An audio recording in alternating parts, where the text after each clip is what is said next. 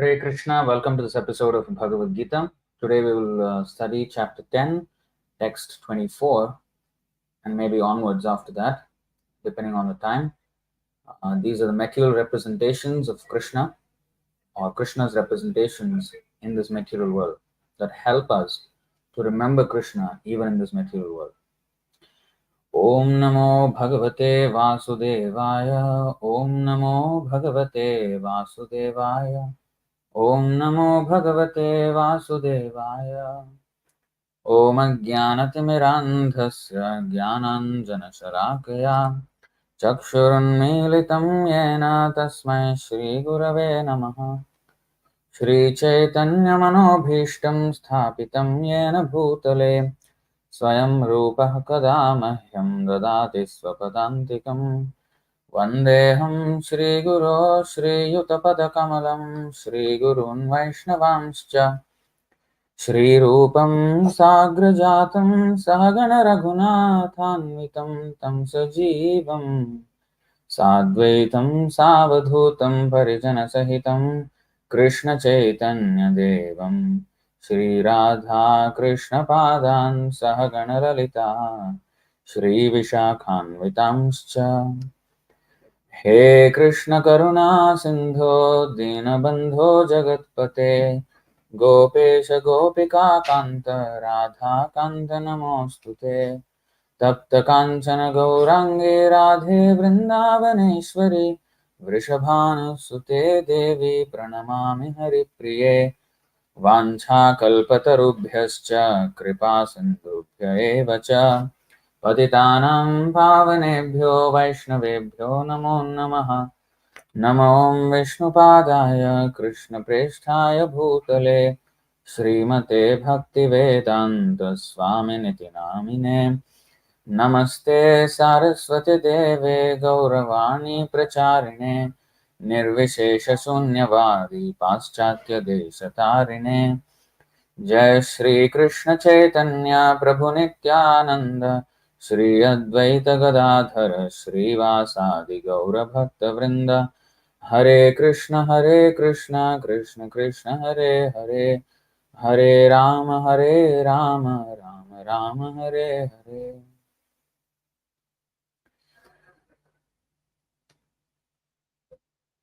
So we will study chapter 10, text 24 of Bhagavad Gita. Today is the auspicious day of Srimati Radharani's appearance day, which is Sri Radhashtami. And of course, we had a lecture in the afternoon on the significance of Radhashtami and Srimati Radharani. I will be doing this Bhagavad Gita class, and if you want, afternoon's class was not recorded. His Grace Honorable Gopal Prabhu delivered the lecture. It was not recorded. But anyway, the significance of Srimati Radharani is extensively described in Chaitanya Charitamrita, Adilila, chapter 5. So we have a whole series. We have done the whole chapter 5. It's a very long chapter, and we had multiple lectures on that chapter. In sequence, we were going through all the verses. So you can actually go to that and access that whole playlist of Chaitanya Charitamrita Adilila. I think it's Adilila is one playlist. Maybe even chapter 5 of the Adilila is another playlist. So you can go and watch those lectures. They're very long though. Or you can read Chaitanya Charitamrita Adilila chapter 5. Yes. Yeah, chapter, wait a second. Is it chapter 5? Yeah, it's chapter 5. One second. Let me just confirm it.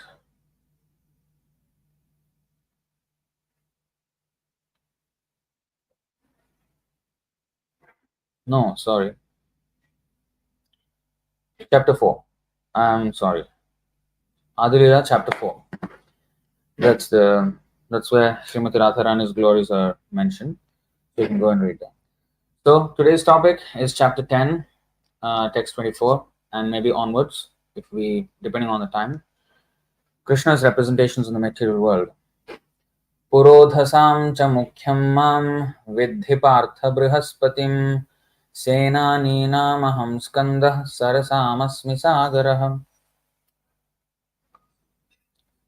Purodhasam of all priests, cha also, Mukhyam the chief, Mam me, Vidhi understand, Partha O son of Pritha, Brihaspatim Brihaspati, Senaninam of all commanders, Aham I am, Skandaha Kartikeya, Sarasam of all reservoirs of water, Asmi I am, Sagaraha the ocean. Translation and purport by His Divine Grace A.C. Bhaktivedanta Swami Srila Prabhupada Ki Jai.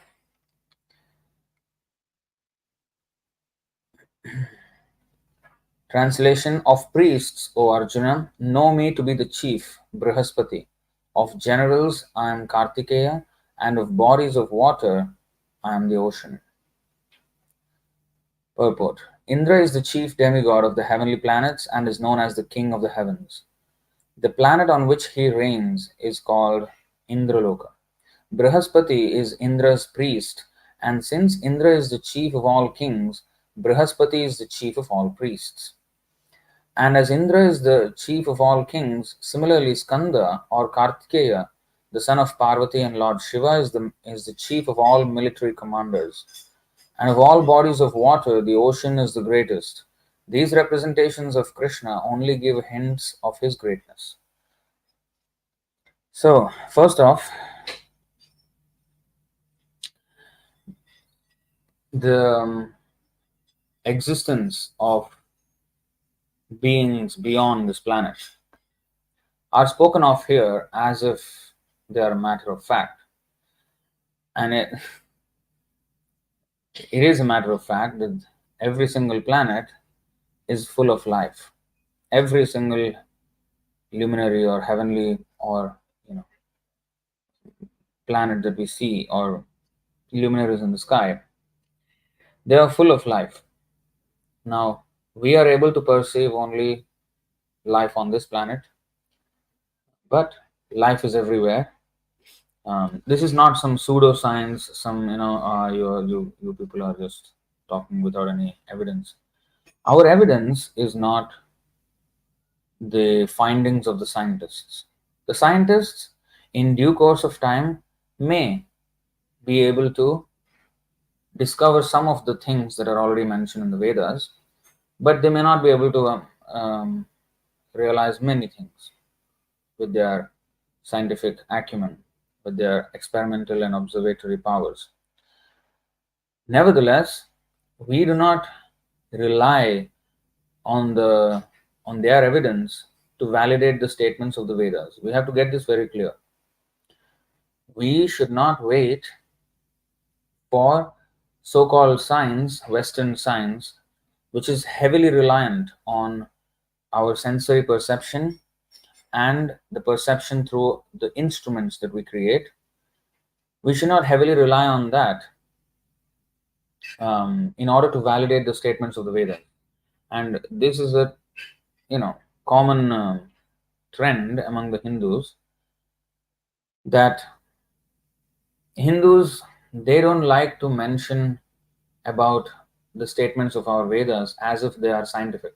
No, they mention them as if they are some kind of tales, stories, to instill some good values in the people. That's it. They don't consider them factual until the modern science reveals that okay, this is true. Then they say, oh, actually our Vedas already said this, oh, many thousands of years ago. And honestly, they don't even know how old the Vedas are. They accept the Western consensus, Western so-called scientific so-called consensus, which is all heavily biased. There are so many things at play that are putting us under illusion. But I don't want to really delve on those, because for briefly to mention, the point is, we have been, the Bharat, the land of Bharat, was colonized for many centuries. And especially the British, the way um, the Mughals before that, for 800 years they ruled, and they were invading the land of Bharat, the Muslims from the Middle East. But they ruled by the sword, and people were still aware of our Sanatan Dharma somehow or other, and sword is easier to see. After that, when the British took over, yes, there was some violence, but mostly the modus operandi of the British was to defeat the Bharatiyas, the Indians, not by weapons. They did use weapons, but they were more expert and clever because they used the pen. Pen is mightier than the sword, they say. I would contest that the pen is mightier than the nuclear bomb, even. Because if you make people believe by our narratives, then we can get the people to do anything. That is more dangerous. That is deception at its finest.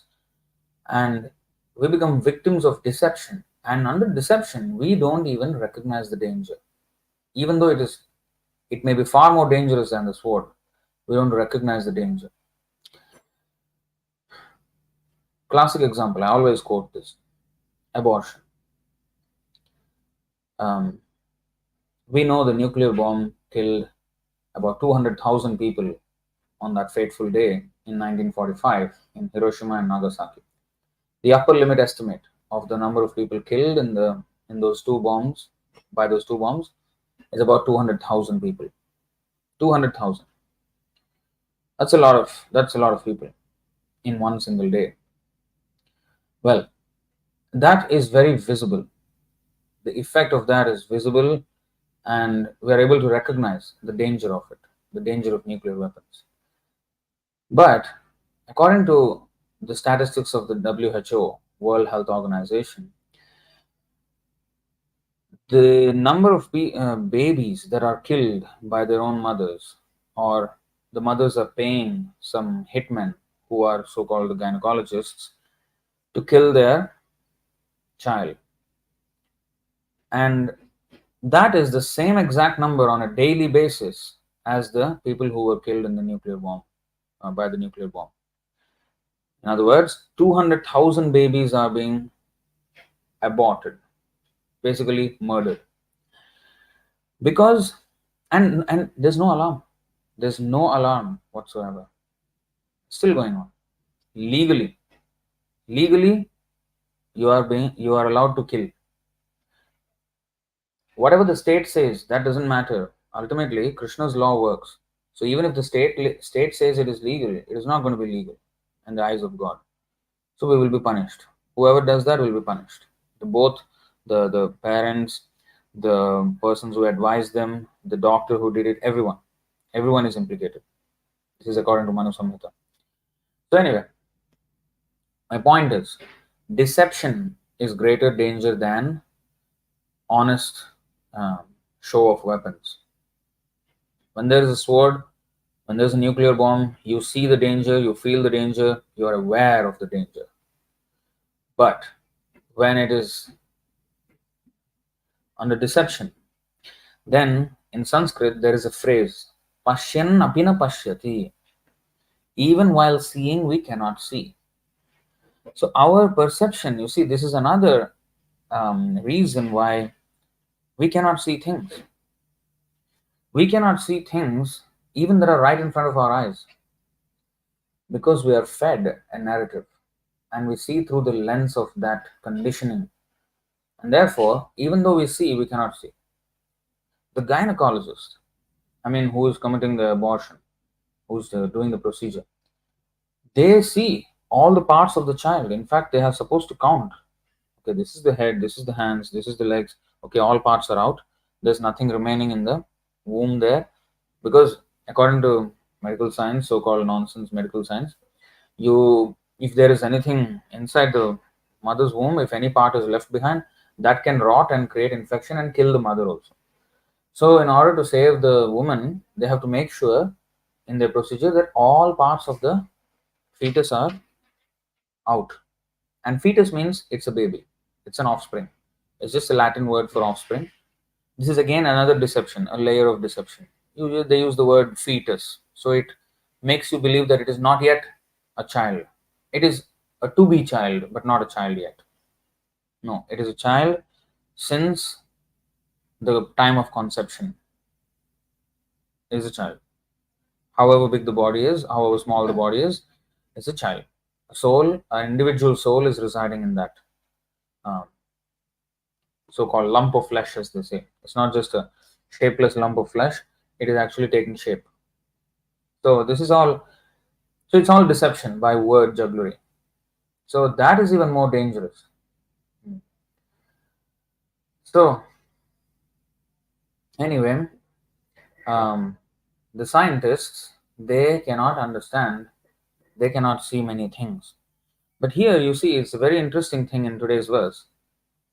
Krishna is just matter of factly mentioning that of priests I am Brihaspati, of generals I am Kartikeya, of bodies I am the ocean.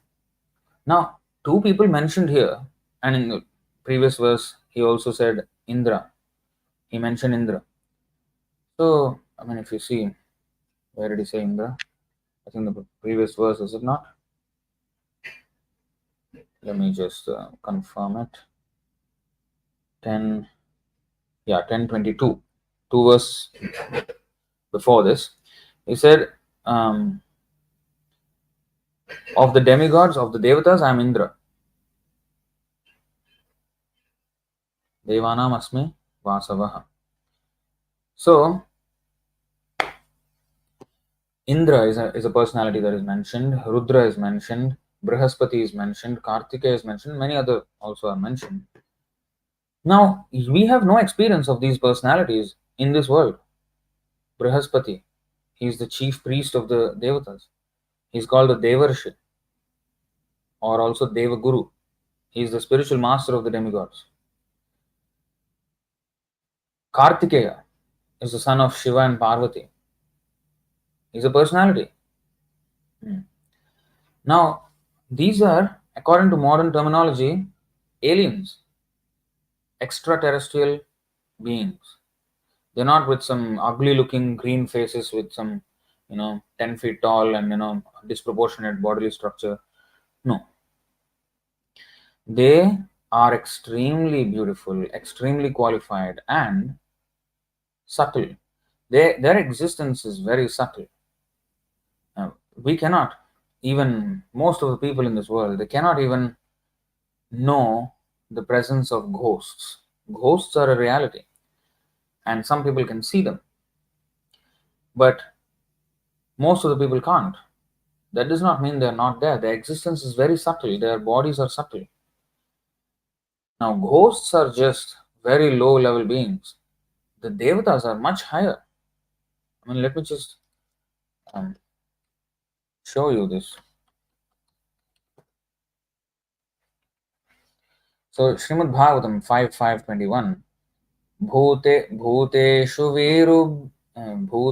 वीरुभ्य उदुत्तमाये सरीसृपास्तेषु सबोधनिष्ठाः ततो मनुष्याः प्रमथास्ततोऽपि गन्धर्वसिद्धा विबुधानुगाये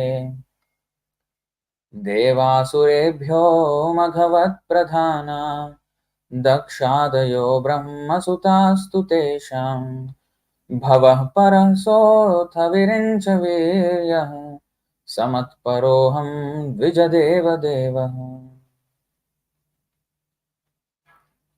What does he say? Of the two energies manifest, spirit and dull matter, beings possessing living force, vegetables, grass, trees, and plants, are superior to dull matter, stone, earth, etc. Superior to non-moving plants and vegetables are worms and snakes which can move. Superior to worms and snakes are animals that have developed intelligence. Superior to animals are human beings, and superior to human beings are ghosts because they have no material bodies. Here it means no material gross bodies. There is two kinds of bodies, Sthula Sharira and Sukshma Sharira. Sthula Sharira means the gross body which we can perceive, which we can see. And Sukshma Sharira means subtle body, which is the mind, intelligence, false ego. So the ghosts do not have a Sthula Sharira or the gross body. Now, superior to the ghosts are the Gandharvas, and superior to them are the Siddhas. Superior to the Siddhas are the Kinnaras, and superior to them are the Asuras. Superior to the Asuras are the demigods, Devatas, and of the demigods, Indra, the king of heaven, is supreme. Superior to Indra are the direct sons of Lord Brahma, sons like King Daksha, and supreme among Brahma's sons is Lord Shiva. Since Lord Shiva is the son of Lord Brahma, Brahma is considered superior, but Brahma is also subordinate to me, the supreme personality of Godhead. Because I am inclined to the Brahmanas are the best of all. So Krishna is placing the Brahmanas even above him.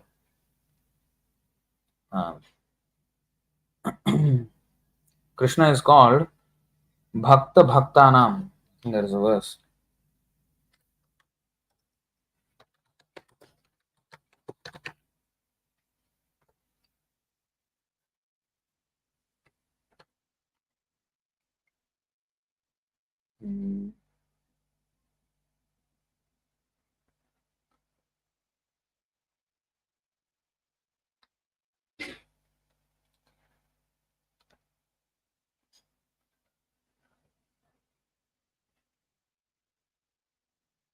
It's a very interesting verse, this one. But actually,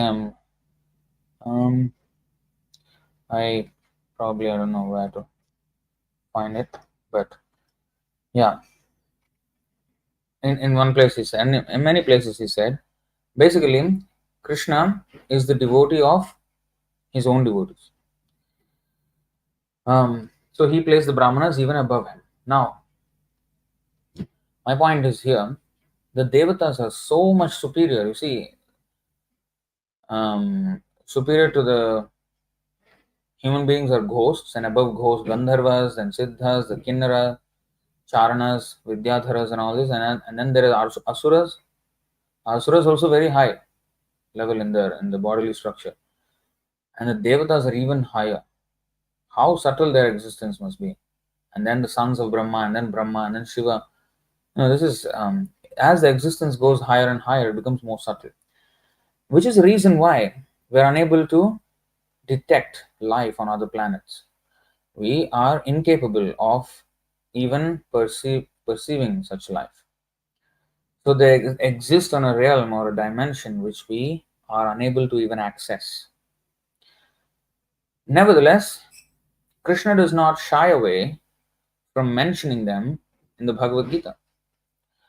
So we cannot take these references as just some mythological terminology. No, Krishna does not speak some wild goose stories. No, he does not. He is speaking factually, and so there are so-called aliens. Actually, we are all aliens here because this is a foreign land. Our original home is in the spiritual world, so every being here is an alien.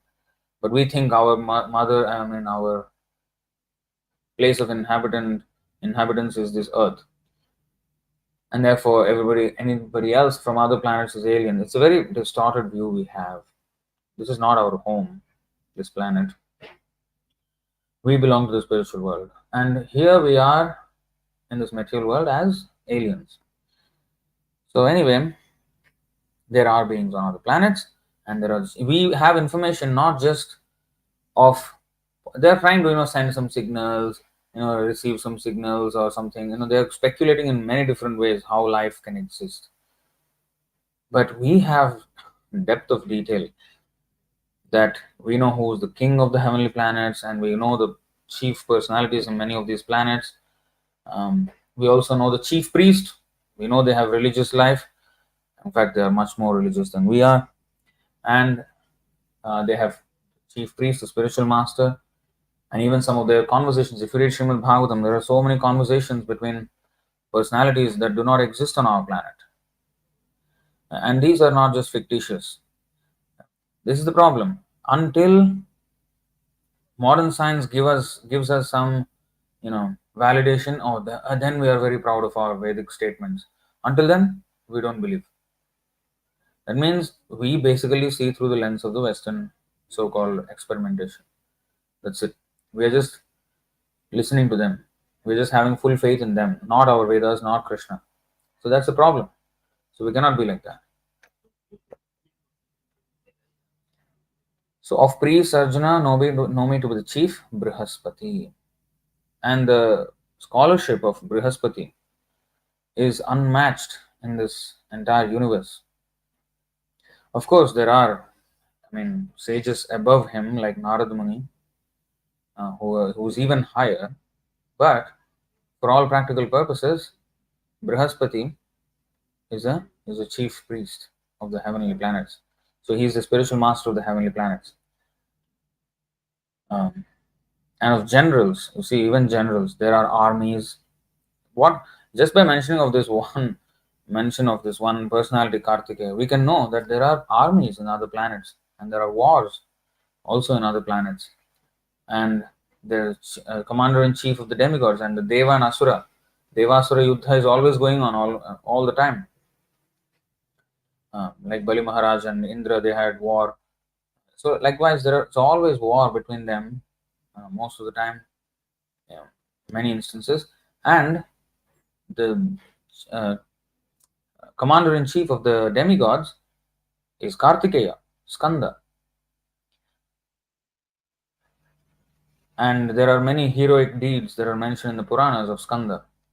So nobody can match him in valor and courage and dexterity on the battlefield. So that personality, Krishna says, he is a representation of me. So we have so much information. If you just analyze these statements, we get to now this one verse. Just take this one verse. This verse is saying that there are personalities in this. Indra is there. That means the whole kingdom is there. The whole civilization is there on the other planets. Such extensive information is just condensed in like one verse, like that, as if they are like insignificant pieces of information. They're not even given much priority. These are not the very important verses of Bhagavad Gita, honestly. The essence of Bhagavad Gita is not even here. And such secondary importance verses are giving us the knowledge that is not even, that is beyond the frontiers of modern scientific advancement. Just see where the comparison is. Just see the comparison. How ahead is our Vedic literature compared to the modern science? How far ahead it is. So we should have firm conviction in these statements. If we have, then we will unlock knowledge then we will realize even that we have knowledge that is far superior to the modern science. And in this way, we have to interact and even educate that scientific community on our propositions.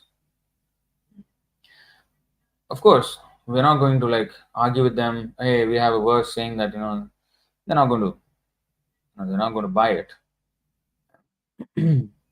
But on topics which can be experimented upon, or where our intelligence can, where the tiny intelligence of the modern scientist can, access to a subject, there we can start. We can start with them. We can start engaging with them in subject matters which are within their powers of comprehension. or within their tiny powers of comprehension. So there we can start first. For example, Prabhupada, um, life comes from life, soul and body. So he attacked them, he attacked the scientific community and challenged them, you know, that life does not come from chemicals. And similarly, when they claim certain things that they landed on the moon, likewise, he challenges that with the statements that are there in our Shastra. On what basis did he challenge that, their moon landing claim? Because of the Shastra, the statements of the Shastra. That's how we present.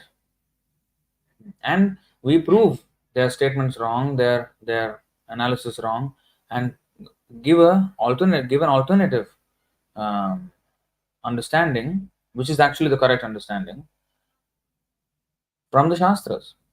So in this way, we have to engage with them to counter their claims. Otherwise, we ourselves will lose that faith in the Vedas. Fourth offense against the holy name is to blaspheme the Vedic literatures or literatures in pursuance of the Vedic version.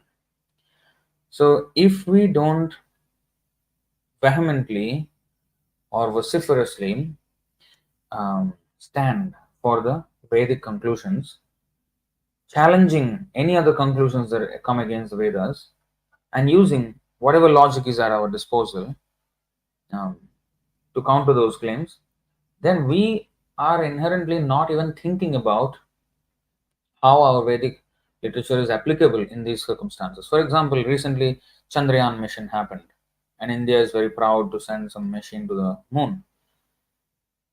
Now there has to be a Vedic understanding to this. There has to be a clarification on. Come on, there are statements in the Vedas saying a very different description of the moon, and then you have a very different explanation of the moon. Let's discuss this. That has to be there, but nobody brought that up, which is why I want to bring that up in a dedicated video on that. Of course, I should be doing this as the news comes out, which is what I'm aiming for. But nevertheless, I will address these things in dedicated videos in the coming weeks. So, anyway, this is the thing. And of bodies of water and the ocean. So this is another way we can understand the greatness of Krishna. If we just contemplate. So whenever Krishna says these things, we should put our mind there. How deep, how vast is the ocean? Take even a look at some of the videos of the ocean, the sailors when they're on the ships, the storms on the ocean, how big they are, how massive and how powerless even huge ships will be in such a storm. They're like a small, matchbox or even less on the ocean. It's just insignificant. Wow, some drilling work is going on.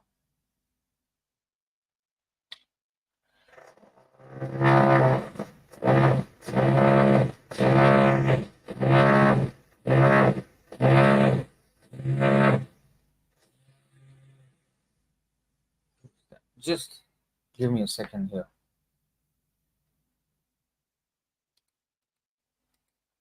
Give me a second.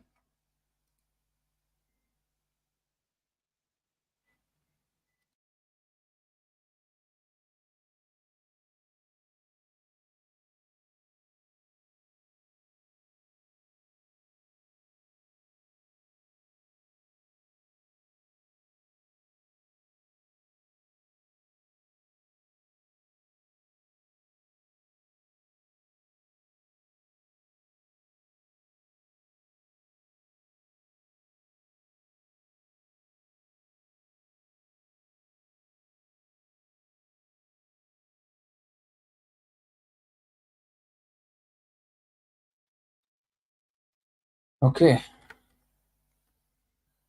So, of bodies and the ocean. So, we can just, Prabhupada, when he was coming to America. I mean, going to America.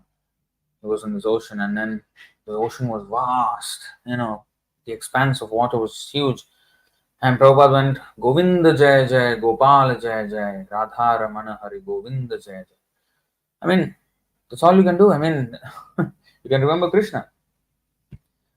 So that is a pure devotee. He saw the ocean and it reminded him of Krishna. And not only the power of the ocean, but also Prabhupada many times mentioned this, that the ocean, although so powerful, does not come beyond the beach, which is why we take so much we have so much confidence and we go to the beach to relax. How can we relax when we are at the cusp of such extreme power? We're just at the shore of unimaginable power. I mean, if the water just comes as a tsunami, cities can be devastated, countries can be devastated, countries can be submerged within the water. And yet, we are happily, relaxing on the beach. Govinda Jai Jai, Gopala Jai Jai. By the order of him, the water does not move beyond a certain point. By his order. And we are relying on his, on the obedience of such natural laws or aspects of nature, which are basically demigods and personalities like that.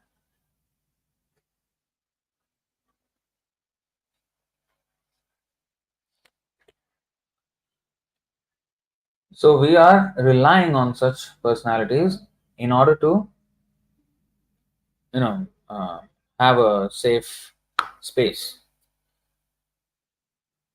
We are relying on those laws of Krishna, but yet we deny him. So this is stupidity. So bodies of water and the ocean.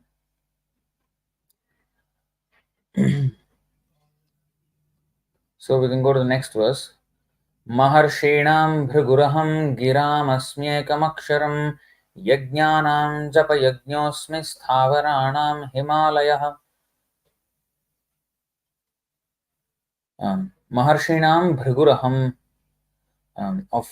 Again, this is another so-called alien, Bhrigumuni. But we don't actually consider them like this. Modern scientists, they consider them aliens and all, but our Vedic understanding has never been the same as them. We don't take the extraterrestrial or people from other planets as aliens. They are personalities, in fact, they are much greater, and we take lessons from them, in fact. We don't only know them, we don't know only their existence, we know their designations, and we also know what they taught, and we, in fact, have those teachings in our human society as well.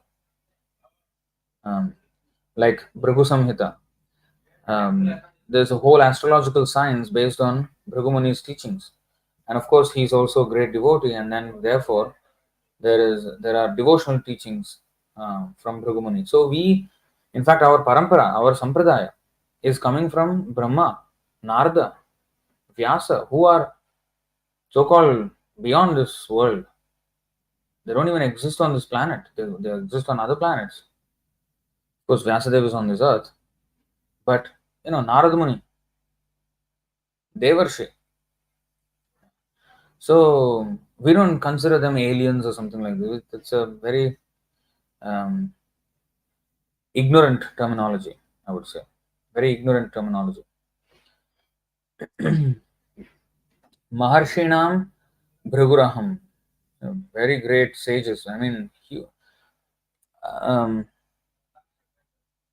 the amount of scholarship that these sages have, the amount of tapasya they did, it's unimaginable for humans. But among them, Bhrigu is the chief. And therefore, Krishna says, I am Bhrigu. Giramasmi ekam aksharam. Of the great sages, I am Bhrigu. Of the vibrations, I am the transcendental Om. Of sacrifices, I am the chanting of the holy names, Japa. Yajnanam Japa Yajñosmi. And of immovable things, I am the Himalayas. Now, before we go further, I want to say this. When he says, I am Skanda, I am Indra, I am Brihaspati, I am Bhrigu Muni, it is not that, oh, you see, some people actually said like this to us, that you see, Krishna is saying I am Skanda. So Krishna and Skanda are the same. All the devatas are Krishna only. Here your Bhagavad Gita only says that I am the same. So then Krishna also says, I am among the animals, I am the lion. Among the fish, I am the shark. So you see, shark is also Krishna. But they think, yes, shark is also Krishna. So this is Mayavad. Krishna is not saying that I am Kartikeya. No. Among the commanders in chief, I am Kartikeya. That means the highest representation of something is a representation of me. But finally, he says this. This is to just to give us a glimpse of his power, but finally he says this. What is that? Athava bahunayatena kim jnatena tavarjuna vishtabhyahamidam kritsnam ekam shena sthito jagat. But what need is there, Arjuna, for all this detailed knowledge? With a single fragment of myself, I pervade and support this entire universe. And within that single fragment are all these commanders in chief, the lion, the shark, the Bhrigumuni, the Brahma, the Shiva, Indra, Brihaspati, all of them are within that single fragment of myself, Krishna is saying. So although these are great representations for us, for Krishna, it's nothing. They are nothing. They're absolutely nothing for Krishna. You see this verse.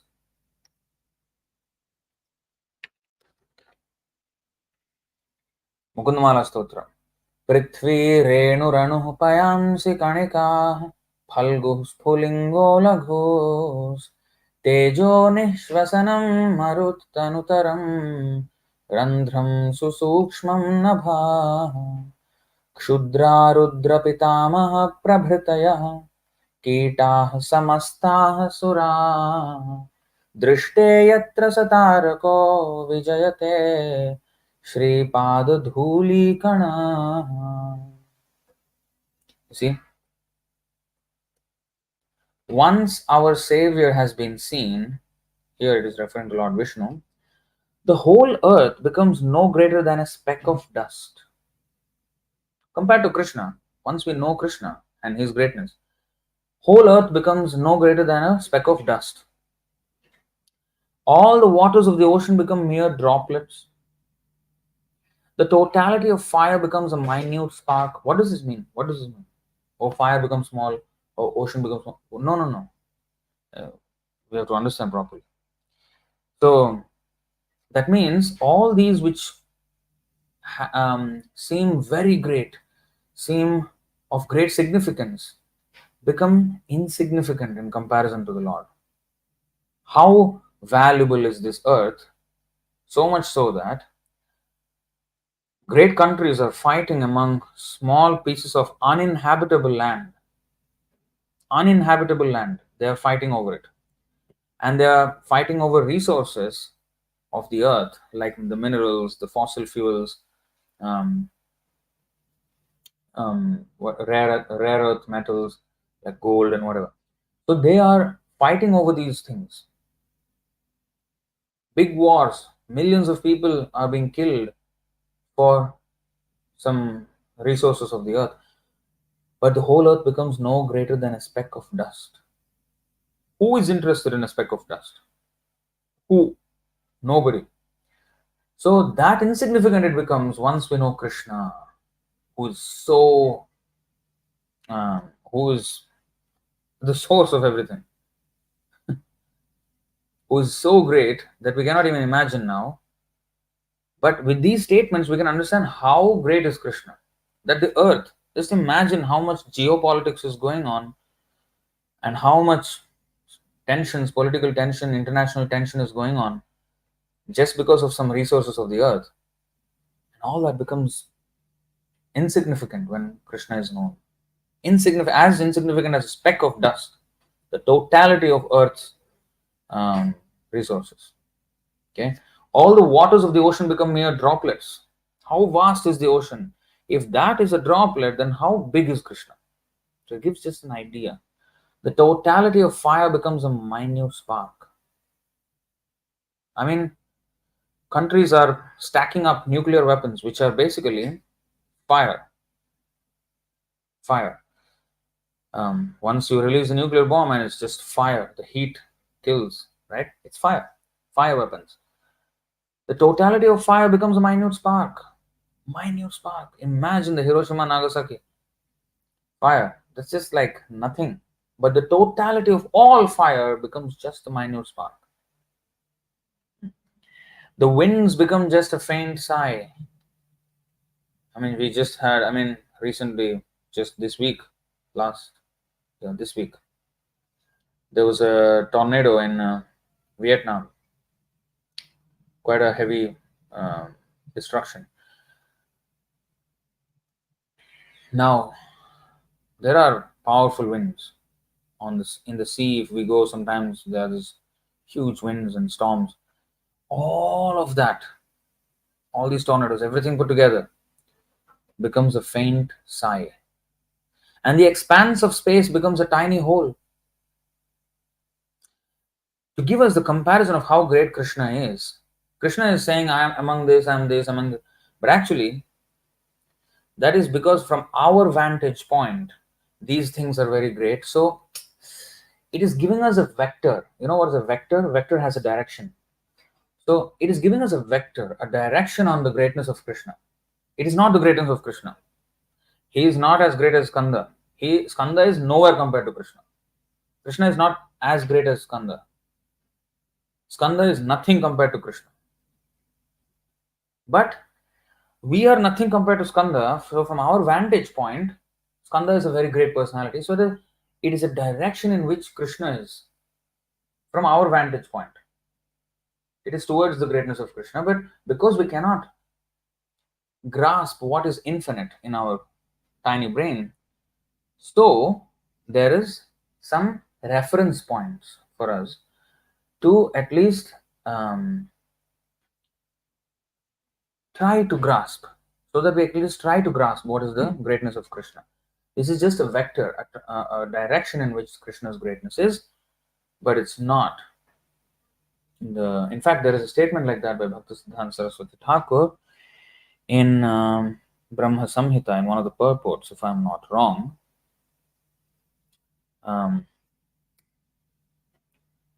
Where he says, it's only to point, the Vedic statements are only to point towards the Supreme Personality, but we can never really understand his real greatness. There is a logic, there is a name for this logic, or logic means this kind of explanation. Shakha Chandra Nyaya. Shakha Chandra Nyaya means, Shakha means branch, Chandra means moon, Nyaya means logic. The logic of moon on the branch. So if we see the moon through the branch of the tree, it may look to us from our vantage point that the moon is sitting on the branch. So we can point to the moon through the branch and get a kind of idea to the direction of the moon. But the moon is far away from the branch. It looks to us that it is, so it is to give the direction towards the moon. There is some reference points on this earth which are mentioned as, okay, you see, the moon is through those branches, is sitting on the branch. So it is to give us the direction only. But it is never the case that the moon is actually on the branch. Similarly, when Krishna says, I am among the commanders in chief, I am Skanda, all the commanders in chief, including Lord Shiva himself and all the demigods put together, are nothing before Krishna.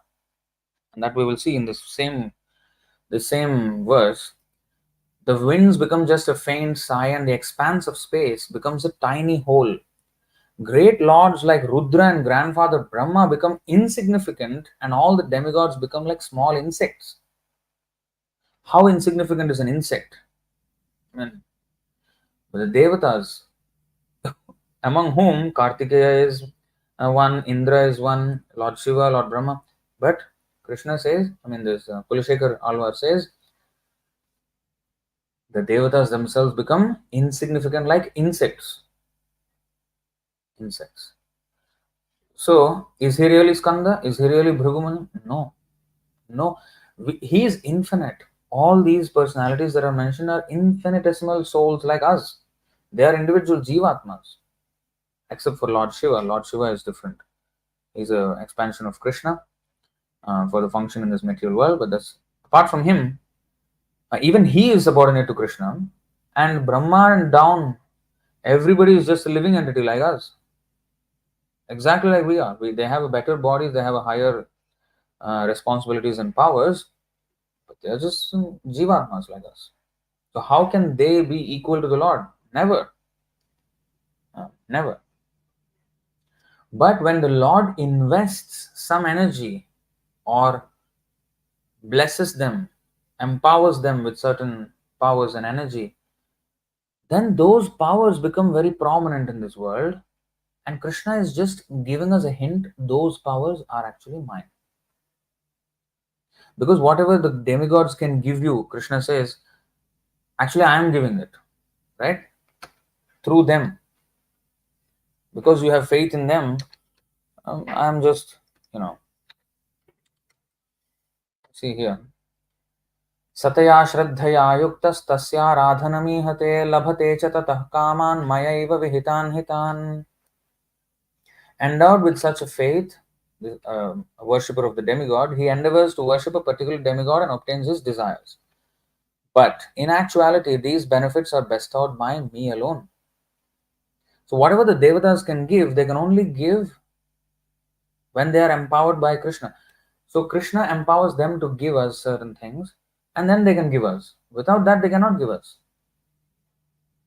So whatever they have, Krishna has given them a quota, just like we have. Better intelligence than the animals. Why? Because Krishna gave us. That's it. Of course, because of our past activities, but even our past activities, we cannot have anything unless Krishna gives us. He creates the rule that we will get certain intelligence according to our activities, what kind of body we get, and on those rules we are getting these bodies. So it's under Krishna's direction. So Krishna has to invest or empower us to do anything. Anything means anything, even to lift, say, this water bottle.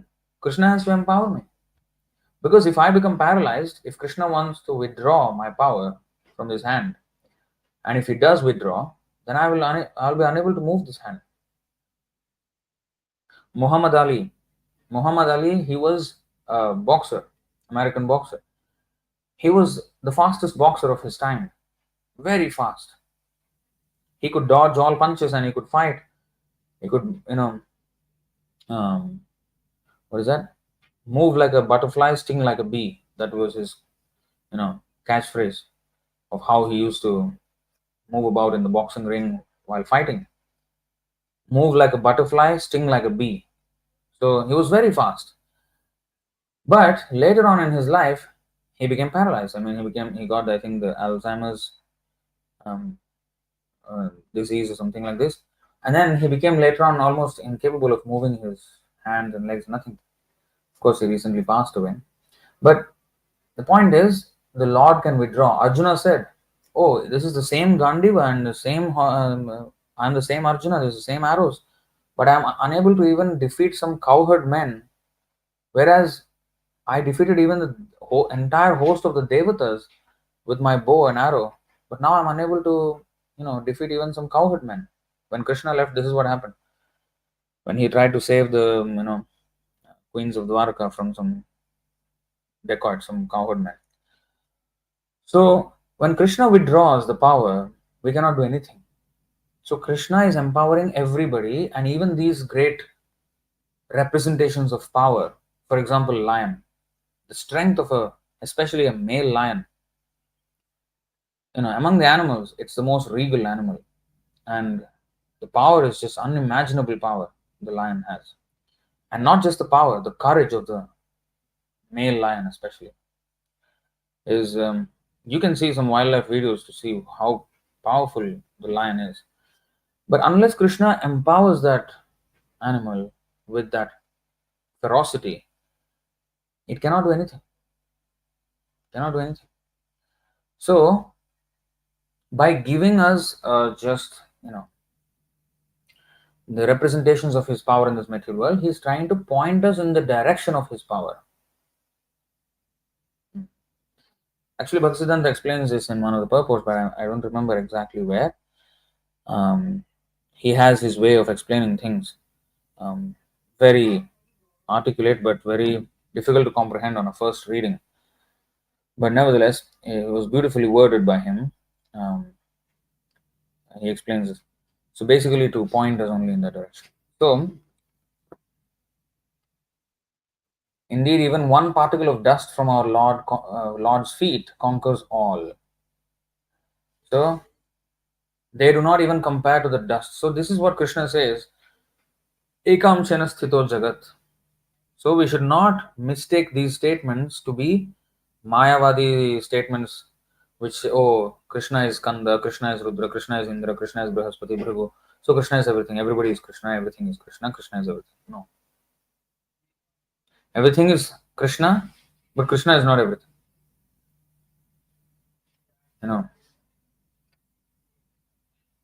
Krishna says that in the Bhagavad Gita, right? 9.4. Maya tatamidam sarvam jagadavyaktamurtina matsthani sarvabhutani nachaham teshvavasthitaha. By me, in my unmanifested form, this entire universe is pervaded. All beings are in me, but I am not in them. So Prabhupada gave the example that the car, Ford brand car, Prabhupada said the car is Ford, but Ford, who is the owner of the company, is not the car.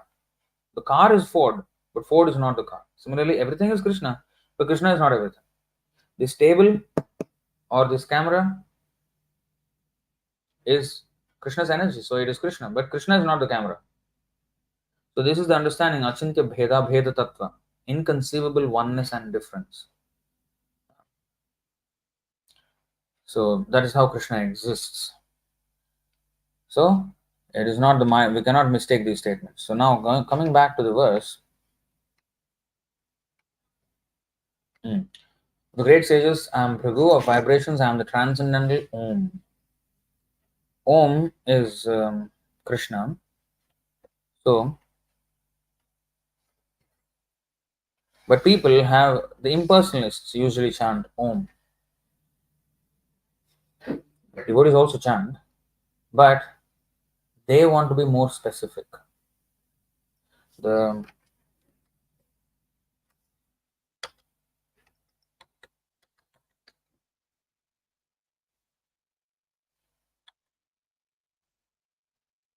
what is that? Akarane.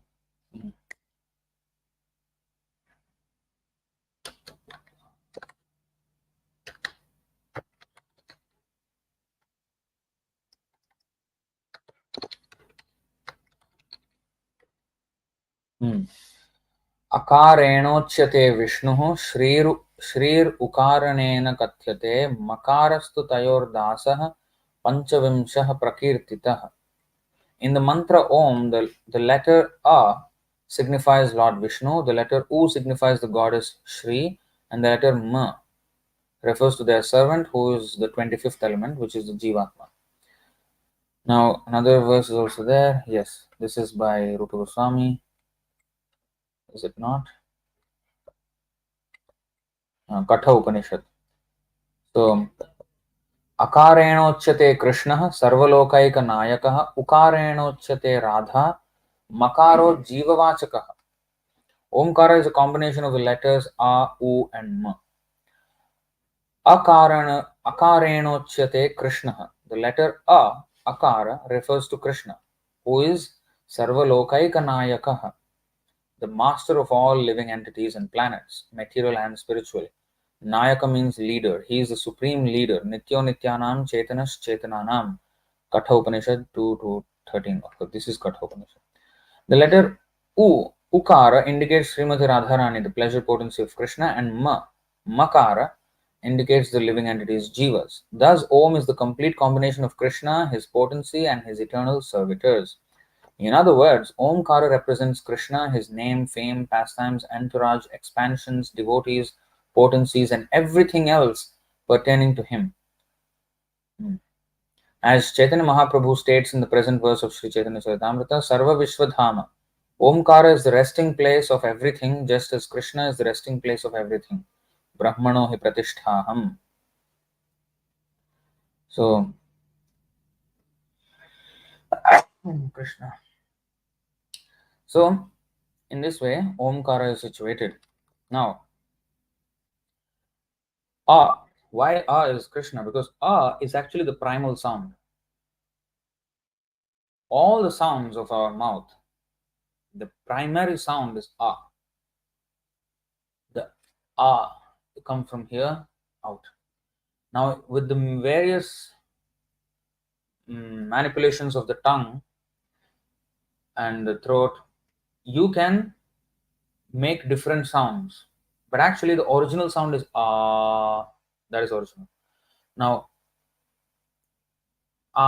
then that is just the elongated version. E means, when you, again, your mouth and the tongue is differently positioned, and the same R sound goes through this chamber that is constrained, and then it comes out as E, A, U, because I'm doing this with my lips. U. So actually it's A, but it is, constrained in this way. Ow. So when I do it like that, again, you just saw the sound. Ow. Ow is two sounds, A and U. Ow. So like that. So it's basically, and all the consonants, ka, ka. What is ka?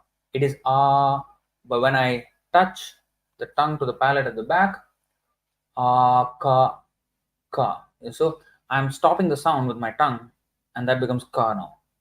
And ga. From here again, ga. So I'm stopping it with my tongue. So the primal sound is A. In my shloka learning course, the second video is all about this, the signs of Vedic alphabet, our Sanskrit alphabet. It's very, very scientific. After this, you will see, if you understand the signs of the Sanskrit, you will immediately see the barbaric nature of English. How barbaric the language is just horrendous. There's no order, there's nothing. So it's amazing how scientific the Sanskrit language is, and yet we are brainwashed by the colonial rulers, to whom we still subjugate ourselves. Most of Bharat is still subjugated to the colonial idea that, oh, ours is a very barbaric culture, barbaric language. English is polished. If you can't speak, even now, Indians, they think if you can speak English, then you're a polished person, but then you're, modern and stylish, and polished, if you can speak English. So that's the colonial hangover. We are still hung over the colonial past. It's not a past, it's present. So we're still stuck with that same idea. So we should understand that ours is very, very elevated. Our culture, our language, everything is so deep. So anyway, in this way, Krishna, Omkara is Krishna. And when we say Hare Krishna, we're calling out to Hara. Hara means, we're not talking about Hara. Hara means Lord Shiva. Hara means the Hladini Shakti. Bhaktivinoda Thakur explains that this Hare refers to, it can refer to two, Hari or Hara. Hara is Radharani, who is the Hladini Shakti, or Hari is Hari, Krishna. So Hare Krishna, Hare Krishna. So it can be Hari, Krishna and Rama, or Hara, Krishna and Rama. And especially since Chaitanya Mahaprabhu has given us this mantra, and he especially revealed to us the topmost zenith of loving affairs, which is Radha Krishna Prema. Today is Radhashtami. And so that highest rasa is embodied with the understanding of the Hare to be a vocative version of the word Hara, which is Radharani. So when we are saying Hare Krishna, Krishna Krishna, Hare Hare, Hare Rama, Rama Rama, Hare Hare, we are referring directly to Krishna, and Rama also means Krishna. Rama means the supreme enjoyer. So Krishna is the supreme enjoyer. You see, Krishna is always enjoying. He is the supreme enjoyer. Even Balarama, who is Rama, he serves Krishna. Krishna is enjoying. So he is the supreme enjoyer actually. So Rama also is another name of Krishna. So Hara is Srimati Radharani. And when we are repeating like this, Hare Krishna, Krishna Krishna, Hare Hare, Hare Rama, Rama Rama, Hare Hare, then we are requesting, O Radha, O Krishna, please engage me in your service. So engage me in your service. That is the Jiva. We are the Jiva. So the presence of Krishna, Radha, and the Jiva are there in the Hare Krishna mantra itself. Hare Krishna is in fact a prayer. So Om is also the same. Then why can't we chant Om? Because we have to chant the prescribed mantra for the age. So we have to chant the Hare Krishna mantra because it is very specific, very personal. Now many people, Hindus, say, oh, Om has 700 over meanings and all. They don't know. Pranava Sarva Vedeshu. Krishna says, I am the Om, Omkara. So actually it is Krishna. And Krishna means, when we say Krishna, when we say king. Now recently, Indian Prime Minister Narendra Modi, he came to Singapore. He came to many countries. He went to Russia, Ukraine, went to Poland, and he went to many countries. Came to Singapore, Brunei, Singapore. I think now he's in maybe Middle East, I don't know. So when we say that the Prime Minister visited Singapore, Indian Prime Minister visited Singapore, it's not that he comes alone. He came with his whole cabinet, not cabinet, entire cabinet, but he has his delegation. There were some important people in that government who came with him. So similarly, when we say Krishna, Vasudeva Sarvamiti, Krishna involves himself, his energies, his name, form, pastimes, devotees, everything is included. So Radharani is also included. When we say Krishna, Radha is also included. So Pranava Sarva Vedeshu, and that's why the A, U, and Ma is explained as such in the Vedic literature. So we have to understand that we are servant of Krishna and we have to serve Krishna. And because the Omkara, in its original meaning, as we just showed, the original meaning of the Omkara is that we are an eternal servant of Radha and Krishna, and together, all together is Om. So we have to be together with Radha and Krishna. We should not be separate. We cannot have any happiness if we are just separate. But this Om is included in all Vedic mantras. Even if you are karma kanda, you are doing some materialistic sacrifices, you have to chant the Om every time. So you are at least officially made to accept the truth of A, O, and Ma, which is Krishna, Radha, and we, the Jivatma. So we have to be a servant of Radha and Krishna, and or the other verse which was mentioned, Vishnu, Shri, which is Lakshmi, and the Jivatma, A, O, and Ma. So it's the same thing. So Lakshmi is an expansion from Srimati Radharani, and Vishnu is an expansion of Krishna, and we are the Jiva. So it's the same principle. So that is Om. But because it is not so specific, people may chant it. But if you say Hare Krishna, that is all Vaishnava. The all Vaishnavas, they chant. I am Shaivite. I will chant Om Namah Shivaya. Om is there. So for people who do not want to directly take to the name of Krishna, then Om is there, and it is included in every single mantra. Even if, why there is Om Namah Shivaya, for example, why it is there like that? Because Shiva is not independent of Krishna. From Om, from Krishna only, Shiva also gets his power. He is an expansion of Krishna. So nobody is separate power or independent power from Krishna. So therefore, Om is first mentioned and then the Devata, whoever it is. So always Om is there because Krishna is the source of all the Devatas. Ahamadirhi Devanam Maharshinam Sarvashah. So even though I am chanting the name of Shiva, I have to say Om because he is the source of Shiva. He is the source of every other Devatas. Whoever, whichever Devata, we have to say Om. So Pranava Sarva Vedeshu in the 7th chapter, and in today's verse 1025, Giramasmekam aksharam. Ekam aksharam is here Om. Pranava. Ekam aksharam is Pranava, which is Omkara. Giram of vibrations, I am Om. Okay. Yajnanam japa yajñosmi. This is very, very, very important verse of Bhagavad Gita because of all yajnas, and it is even more so relevant in the Kali Yuga, because in the Kali Yuga, the method of sacrifice is the chanting of the holy names. In fact, that is the only thing that will work. In other yugas, chanting will still work, but there are other aspects also which will work.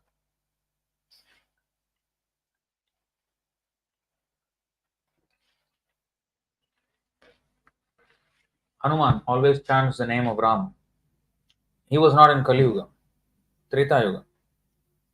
Similarly, Dhruv Maharaj chanted Om Namo Bhagavate Vasudevaya. Prahlad Maharaj chanted Om Namo Narayanaya. So they chanted. So the chanting always works. But if nothing else works, chanting will still work. In other yugas, other things also work, like meditation, Kriteya Dhyayato Vishnu, Tretayam Yajato Makhai, Dvapare Paricharyayam, Kalautad Hari Kirtanat. In other yugas, okay, in Satya Yuga or Krita Yuga, other things worked.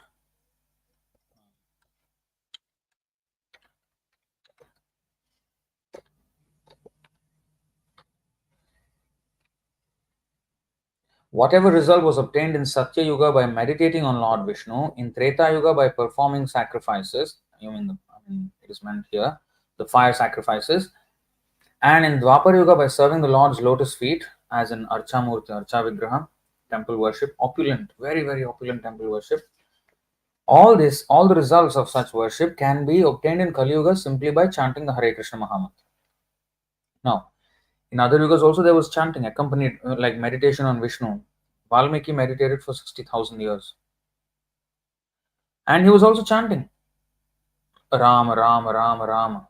In fact, he was chanting in the beginning, he could not chant Rama. Narada Muni gave him Rama, Rama. He could not. Then Narada Muni asked him to chant Mara, Mara. Mara means dead. That he could chant. Mara, Mara, Mara, Mara, Rama, Rama. It became Rama. So in this way, he was made to chant Rama, and he was chanting that holy name. And he was meditating. Similarly, Dhruv Maharaj also was chanting Om Namo Bhagavate Vasudevaya. Narad Muni gave him that mantra. And he was meditating. So both were going on simultaneously. And even when you do temple worship, opulent temple worship, you have to chant many mantras.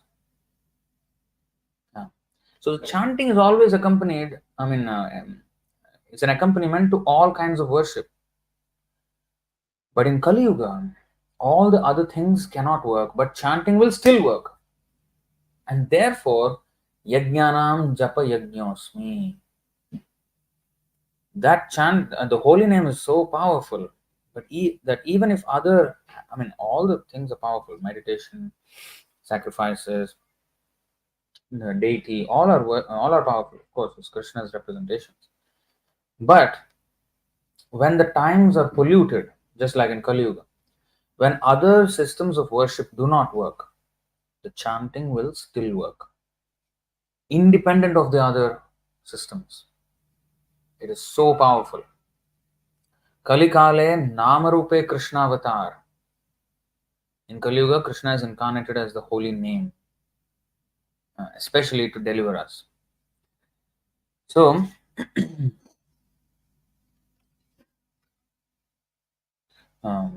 Abhinnatvan.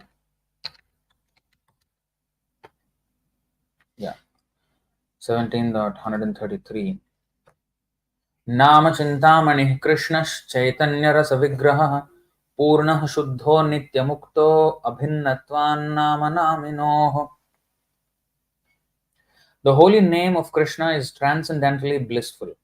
It bestows all spiritual benedictions, for it is Krishna himself, the reservoir of all pleasure.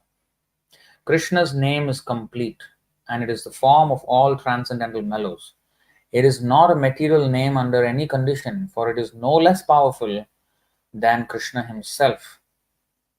Since Krishna's name is not contaminated by the material qualities, there is no question of its being involved with Maya. Krishna's name is always liberated and spiritual. It is never conditioned by the laws of material nature. This is because the name of Krishna and Krishna himself are identical. And it is also the greatest of all yajnas because to do meditation we need time, we need focus, we need extreme tapasya. To do sacrifices, we need unlimited wealth. You know, when Yudhishthir Maharaj wanted to do the Rajasuya sacrifice, Arjuna was called Dhananjaya because he found the wealth that was required to perform such a sacrifice. Immense wealth is needed to perform such a sacrifice. Opulent temple worship. You know the kind of temples you go and see in India. Massive. Many temples were also destroyed by the Mughals, which is sad.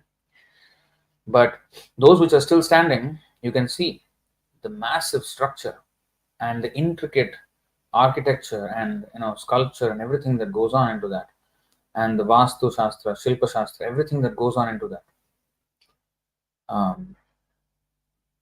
How much effort is required? How many years to construct such a temple, and how much workmanship goes into that, and the deity worship after the construction of the temple and installation of the deity, after the prana pratishtha, then there is immense scale of worship that goes on in the temple.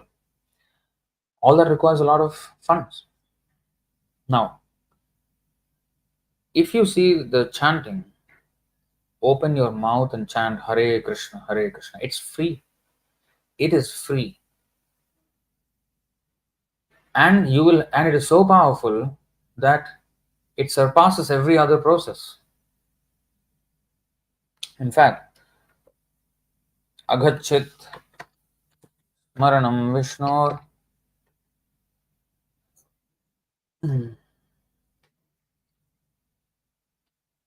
Vaishnava Chintamani.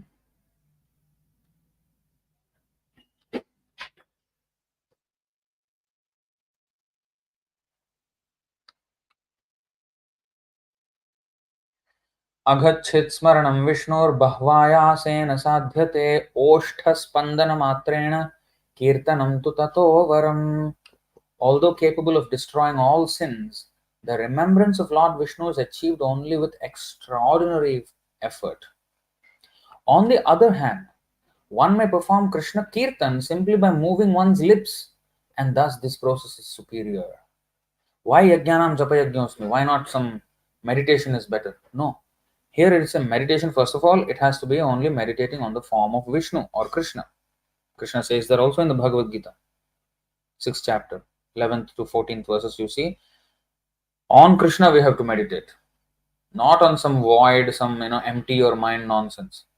On Krishna, that's it. That is meditation. But even that is only achieved with extraordinary effort. It's not easy. But just by chanting, by moving one's lips, imagine the amount of focus it needs to. One needs to focus on the form of Krishna. But how can that be had just by moving one's lips? That means it's that easily available. Krishna is making himself so easily available that just by moving our lips we can access Krishna. So therefore, because the same um, effect or the result is derived from much lesser effort, therefore it is superior. For example, technology. What is technology? You want to go there, for example, a car. We consider this as advancement of civilization, right? What it does compared to a horse cart, a car may go faster or a plane may go much faster. So we are able to, with much less effort, just buy a ticket and sit on the plane, go thousands of kilometers in a few hours. Compare that to maybe 200 years ago, 300 years ago. You have to go on a ship and bullock cart and horse cart or whatever, multiple modes of transport, and after many days, months, you will reach that place. So, like Prabhupada, he went to America the first time on a ship. Took him like 38 days or something. He went. But after that, he flew many countries around the world, and from America to India in just like few hours he reached. So just imagine. So is it not superior? With much less effort, you can go the same distance. So that is always more advanced than, it's a superior mode of transport, right? Similarly, if with much effort I can think of Krishna, but the same result I can have just by moving one's lips, moving my lips, how superior is that process? Of course, it is more advanced, right? That's why yajnanam japa yajñosmi. In fact, Bhagavatam says this: Mantratas-tantratas-chhidram desha-kalarha-vastutah sarvam karoti nishchhidram anusankirtanam tava. This is Shukracharya speaking to Lord Vamanadev. So Lord Vamanadev is Vishnu himself. So anusankirtanam tava means of your lordship, of you. Tava means of you. There may be discrepancies in pronouncing the mantras and observing the regulative principles, and moreover, there may be discrepancies in regard to time, place, person, and paraphernalia. But when your Lordship's holy name is chanted, everything becomes faultless. So, in the Karmakandya section of the Vedas, where there are so many fruitive sacrifices mentioned, so you have to perform them very strictly. The pronunciation cannot be wrong, the meter cannot be wrong, the ingredients have to be pure, there cannot be any slight amount of discrepancy. If it is there, then the result won't be there. That is karma kanda. But when Krishna's name is chanted, even though there may be so many faults in the process, but the name makes everything faultless. Yajnanam japa yajñosmi. This is why, of all sacrifices, sacrifice of chanting the holy names is the supreme. Bhagavatam says,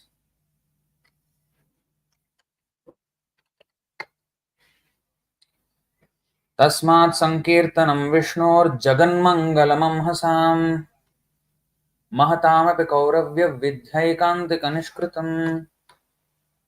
Shukadev Goswami continued. He was telling Maharaj Parikshit, my dear king, the chanting of the holy name of the Lord is able to uproot even the reactions of the greatest sins.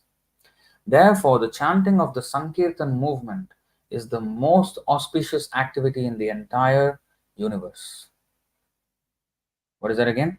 The chanting of the Sankirtan movement is the most auspicious activity in the entire universe. And this chanting means not just any mantra, okay? Not that, Durga mantra, Shiva mantra, no. Krishna. Because this whole verse is right after the Ajamil story, where he chanted the name of Narayana and achieved the highest success of life at the last point of his life. So, following that, this is mentioned. The chanting of the Sankirtan movement is the most auspicious activity in the entire universe. Please try to understand this so that others will take it seriously. So if a king can take this seriously, then others will follow him and also take the matter seriously.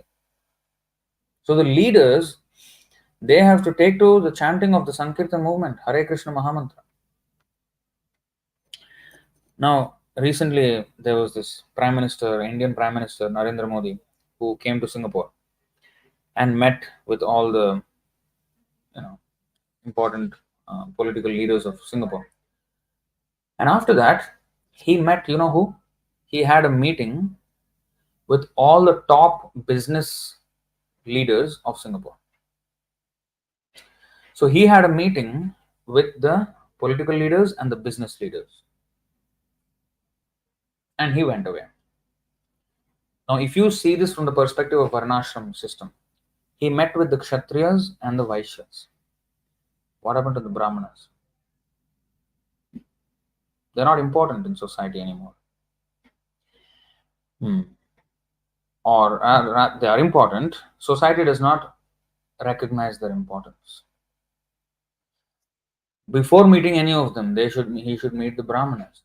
That's the actual protocol, according to Vedic culture. Because everybody else has to live on the instructions of the Brahmanas, because they know. Brahmanas, qualified Brahmanas, especially Vaishnavas, they know the aim of life. The policy makers of the government and the financial might, everything has to be employed in the direction that the Brahmanas advise. They are only means, but what is the end? What is the end goal of life? So the entire society has to be molded in that direction. But now, just economic development and political, some kind of bilateral agreements, that's all. No religious understanding. And without that, everything else will fall apart. Nothing will work. It may be a temporary, whatever alliance, but it won't help in the long run. It won't help anyone.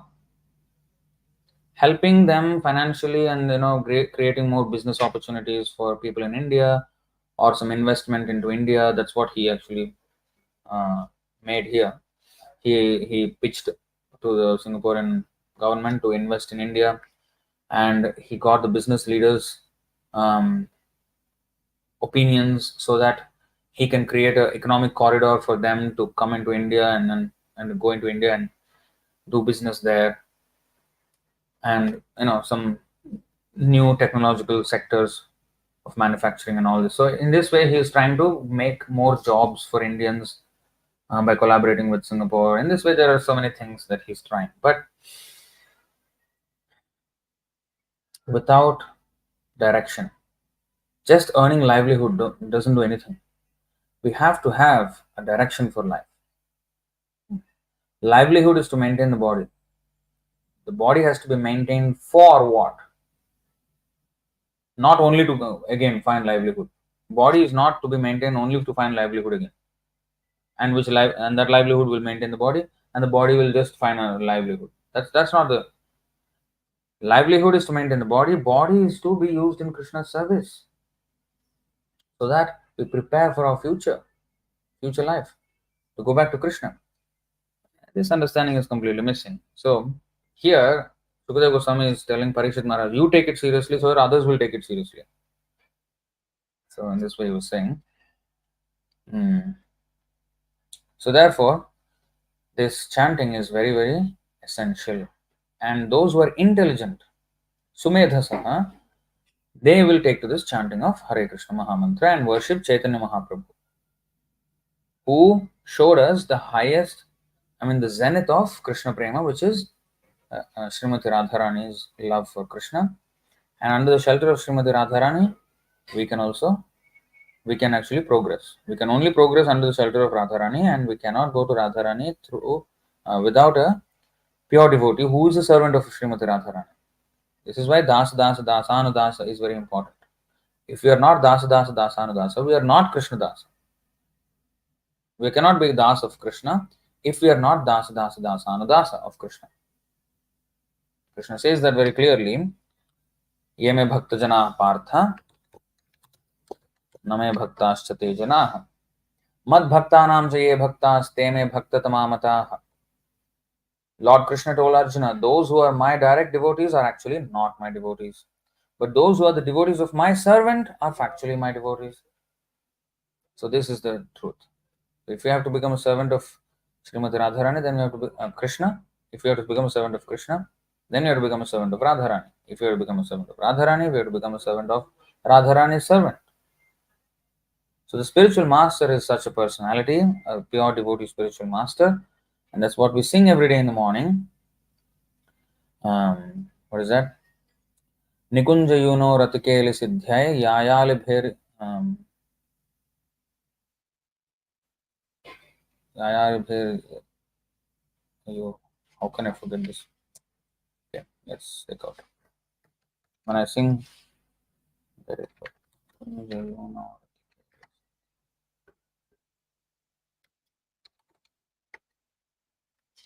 यायालिभिर्युक्तिरपेक्षणीया तत्रातिदाक्षाद् अतिवल्लभस्य वंदे गुरो Shri चरणारविंद.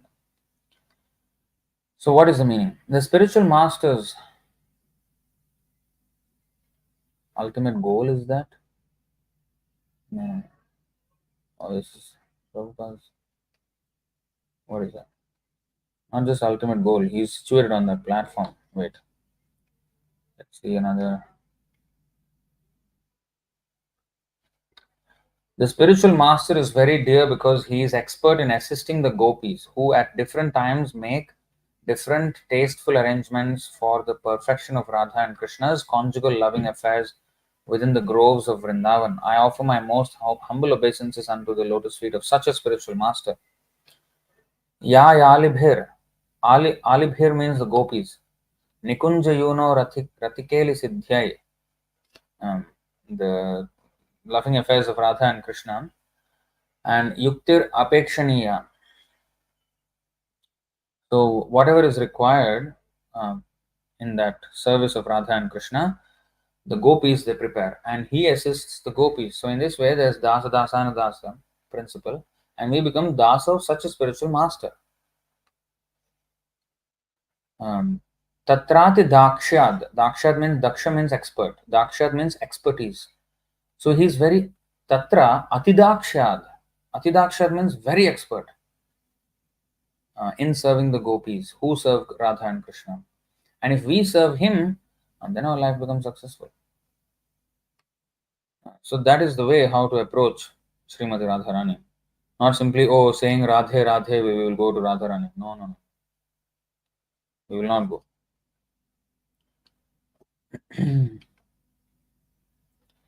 So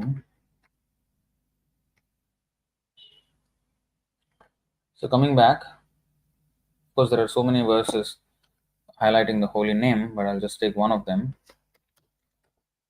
This is again from Mukundamala Stotra.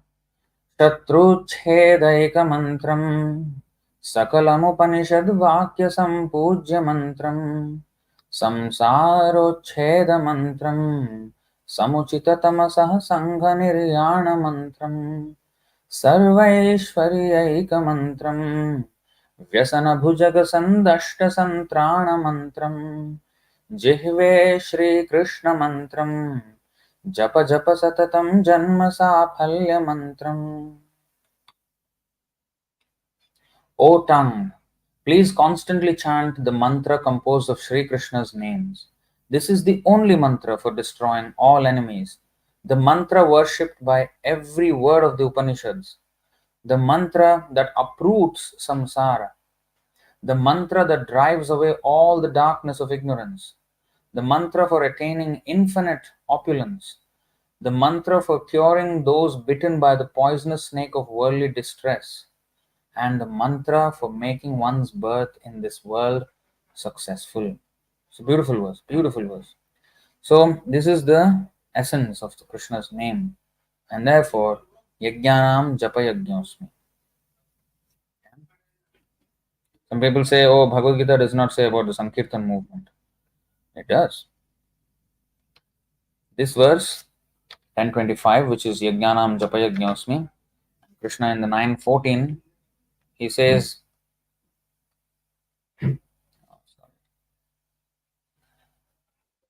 what? Satatam kirtayanto mam yatantascha dridhavrataah namasyantascha mam bhaktya nityayukta upasate. What did he say? Always chanting my glories. Satatam kirtayanto mam. Endeavoring with great determination, bowing down before me, these great souls perpetually worship me with devotion. He's talking about the devotees. So they chant. So this is another verse glorifying the Sankirtan movement. And then Arjuna also says, 11:36, Arjuna uvacha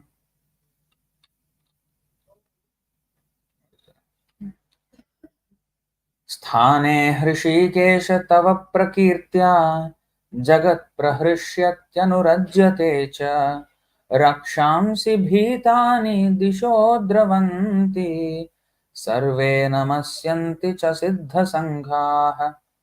Sthane hrishikesha tava prakirtya jagat prahrishyati anurajyate cha. See. Prakirtya, tava prakirtya. Sthane, of all master of senses, Rishikesha, tava prakirtya, by your glories, jagat prahrishyati, the entire world is rejoicing. Anurajyate is becoming attached. So let's read the translation. O master of the senses, the world becomes joyful upon hearing your name, and thus everyone becomes attached to you. So, again, the Sankirtan movement is highlighted here by Arjuna, the holy name. The whole world becomes joyful upon hearing your name. So, in this way, Bhagavad Gita does support the Sankirtan movement and it is more explicitly stated in the Bhagavatam, and it is the only subject of Chaitanya Charitamrita. So, in this way,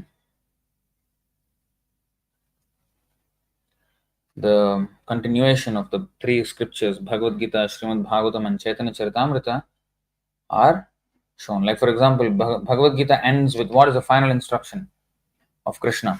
Sarva dharman parityajya mamekam sharanam vraja aham tvam sarva papebhyo mokshayishyami ma shuchah. Right? This sarva dharman parityajya, remember this. Okay? All other religious systems give up and just surrender unto me. I will deliver you from all sinful reactions, do not fear. So real dharma is to surrender to Krishna. Every other dharma, sarva dharman parityajya.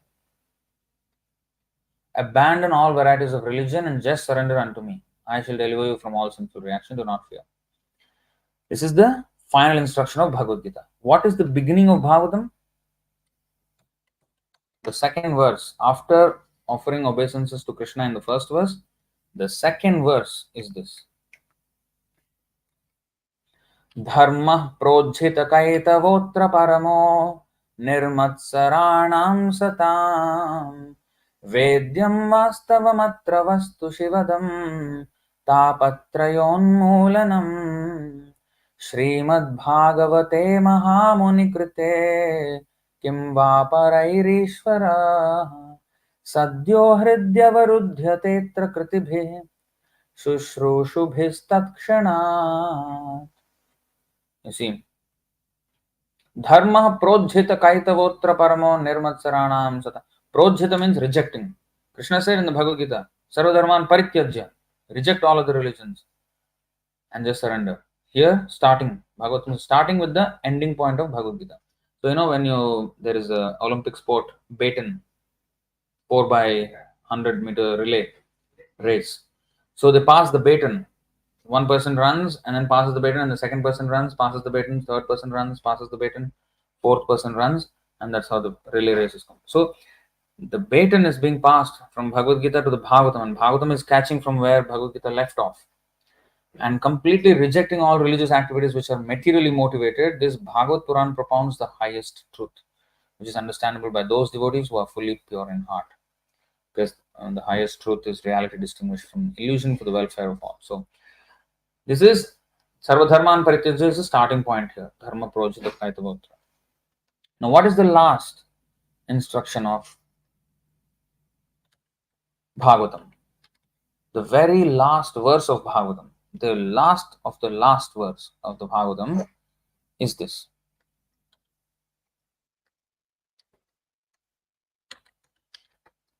12, 13, 23. This is the absolute last verse of Bhagavatam. What is that? Nama Sankirtanam Yasya Sarva Papa Pranashanam Pranamo Dukkha Shamanas Tam Namami Harim Param. I offer my respectful obeisances unto the Supreme Personality of Godhead, Supreme Lord Hari, the congregational chanting of whose holy names destroys all sinful reactions, and the offering of obeisances unto whom relieves all material suffering. So the holy name is highlighted in this last verse of Srimad Bhagavatam. And that is where Chaitanya Charitamrita starts. And the whole of Chaitanya Charitamrita is about Chaitanya Mahaprabhu, how he introduced the Sankirtan movement and tasted the mellows of rasa up to the point of Madhurya, Parakiya Madhurya, Vipralambha Madhurya. So, likewise, this whole thing is, the scriptures are structured. Sthavarāṇāṁ Himalayah. Krishna says, Sthavarāṇāṁ Himalaya. So, of all the of immovable things, I am the Himalayan mountains. So, let's read the translation and purport. Of the great sages, I am Bhrigu. Of vibrations, I am the transcendental Om.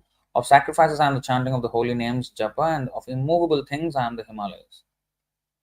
Purport. Brahma, the first living creature within the universe, created several suns for the propagation of various kinds of species. Among these suns, Bhrigu is the most powerful sage. Of all the transcendental vibrations, Om or Omkara represents Krishna. Of all sacrifices, the chanting of Hare Krishna, Krishna Krishna, Hare Hare, Hare Rama, Rama Rama, Hare Hare is the purest representation of Krishna. Sometimes animal sacrifices are recommended, but in the sacrifice of Hare Krishna, there is no question of violence. It is the simplest and the purest. Whatever is sublime in the worlds is a representation of Krishna. Therefore, the Himalayas, the greatest mountains in the world, also represent him. The mountain named Meru was mentioned in a previous verse, but Meru is sometimes movable, whereas the Himalayas are never movable. Thus, the Himalayas are greater than Meru. So, there are some mountains which are movable, like Govardhan Hill was movable. The sage Agastya, right? I always forget the full story. So it was being carried by the sage and by this, what is his name? I forget. So the mountain was movable, and then he stayed there at that point. So anyway, Himalayas are not movable.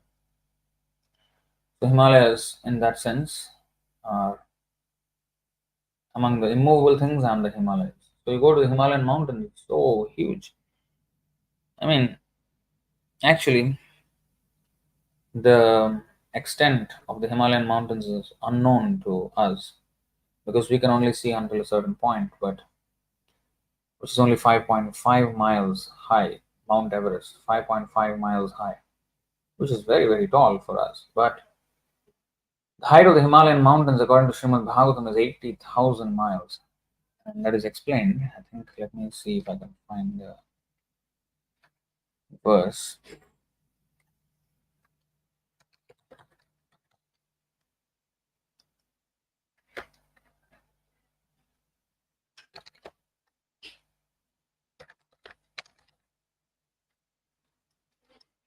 Ten thousand years.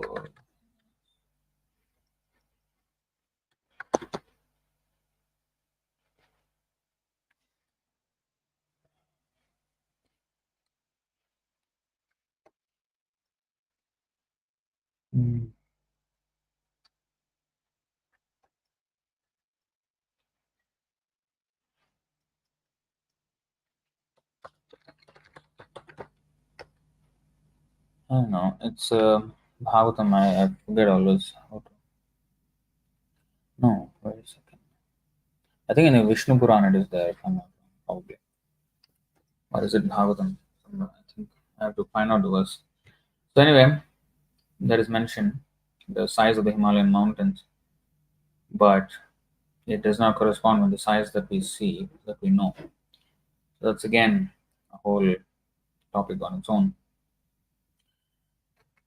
But anyway, there are the great mountains, and there is another representation of Krishna. Okay, so I think I will stop it here. It's already 9:34. Any questions or comments? Any relevant questions or comments? Because I see a lot of comments here.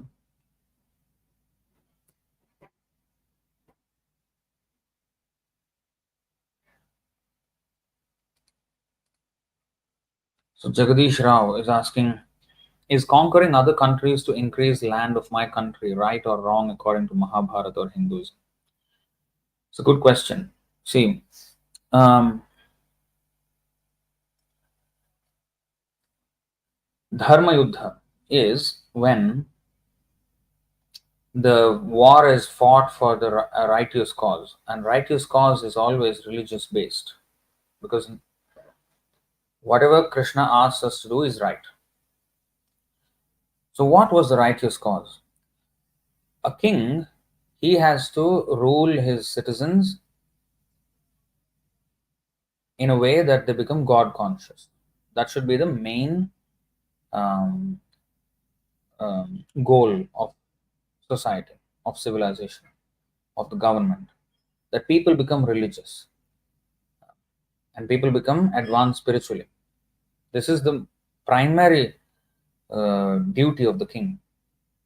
Economic development is one of the duties as well, but it's not the primary. Primary is to make sure, to ensure that the people grow spiritually. So he has to ensure that his people become employed first of all, not just in the job market like here. Today, employment means only Shudra employment. You have to take a salary, you have to be employed, or you do a business.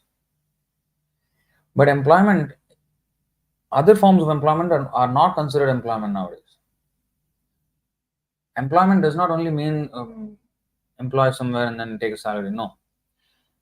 Everybody must be engaged in their occupation. So Varnashram Dharma caters to that, where the Brahmanas are engaged in teaching the Vedic science to the people in general.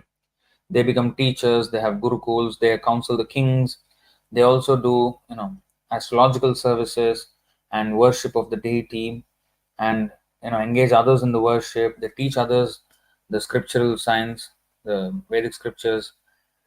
They also administer astrological advice, Ayurvedic cure or prevention. All these things Brahmanas used to do. They counsel on all these things, especially spiritually, and also incidentally the others also. And they used to counsel the kings on how to run a government. What are the policy? All the policies were made by the Brahmanas according to time, place, and circumstance. According to Sadhu Shastra Guru, they will analyze everything. They will discuss. They will have meetings, and then they will come out with a plan on how to execute or how to implement religious rules in society. Now, if a king, and also he has to materially also protect the citizens, spiritually protect them by engaging them in varnashram duties, and in that way there is employment problem is solved. Everybody is of a very high character, and everybody is working towards their spiritual advancement. In this way, the whole society is just like heaven. Then he has to protect that from unruly kings who may increase their military power and may attack. So he has to have an army. Now, when he sees there is also espionage, where there are spies that are sent out to other countries, and even sometimes just bilateral relations with other kingdoms. And if he notices if he's a Rajarshi, if he's a saintly king, and if he notices in another kingdom they are not ruling according to religious principles, and religious principles is the same always, the Vedas, and if somewhere they're not doing that, they're not becoming God conscious, they're becoming sinful, and the ruler is doing nothing to, save the citizens from such um, fall down, then he will attack that kingdom.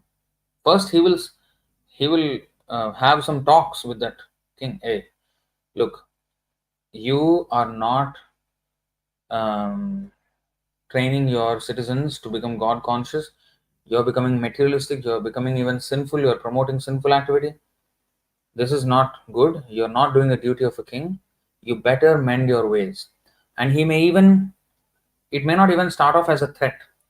Maybe it'll even be a Brahmanical council. Maybe some Brahmanas from this kingdom go to that kingdom and have a meeting with his king and his Brahmanas, his council of Brahmanas, and then point out, hey, this is going on. So, please, don't do this. You're misleading the citizens. And if that doesn't work, and then the king sends, messenger saying, if you do not, you know, follow the proper rules, then I will have to wage war on you. And if that would deter him, then if he buckles under pressure and then implements, well and good. And he has to agree to work under this emperor, or agree means at least report to, if he acknowledges his power.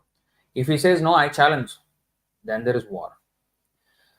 And then if this king, this Rajarshi, he fights and then wins over that king, then he has the right to take over that kingdom and rule it according to religious principles. This is the basis on which war or occupation of land was allowed. Mostly, they did not use to capture. If they were amicable, the other kings, then they will submit to the superior king with greater military power, with influence, and they will submit to him. And they will run their kingdom still, and he will also let them run their kingdom and let him manage. And as long as they're doing well, it's fine. And if there is something, then he will first suggest to them, guide them, and at the last resort is war, and then take over the kingdom and then rule them according to now varnashram dharma. That is actually the purpose of war. That is dharma yuddha. Now it is just occupying other people's land. That is actually atitayi. Atitayi means an aggressor. You see, this is from the Manu Samhita.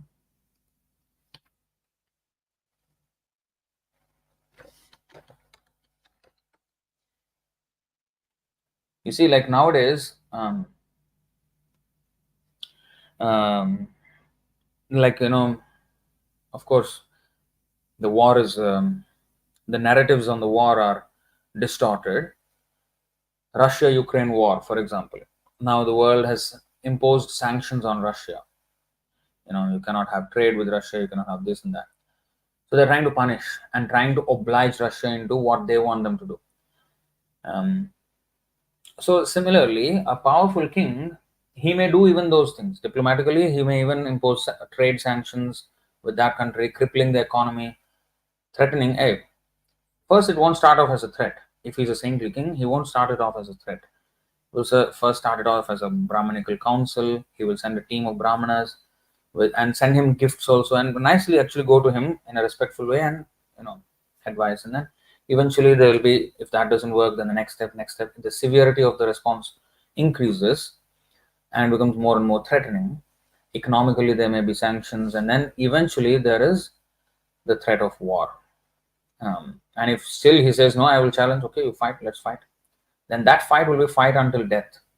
Either this king wins or that king wins, and the loser dies, or he agrees to just submit. But Kshatriyas, they don't. Once they wage a war, they have to fight till death. So in that way, that used to be the diplomatic mindset, how diplomacy is supposed to be run. Okay, so anyway, coming back to this point of Atatayi, aggressor. Okay, let's go to 136.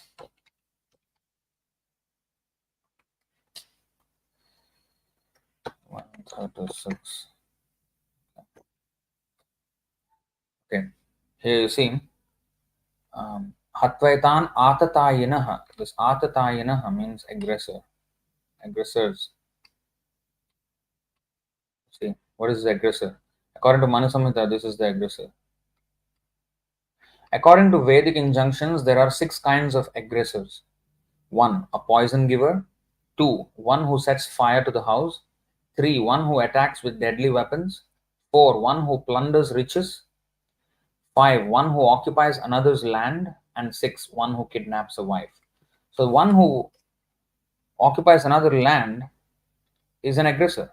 So, if he's just coming to take over some land for no reason, then he's an aggressor. And this is the injunction. Such aggressors are at once to be killed, and no sin is incurred by killing such aggressors.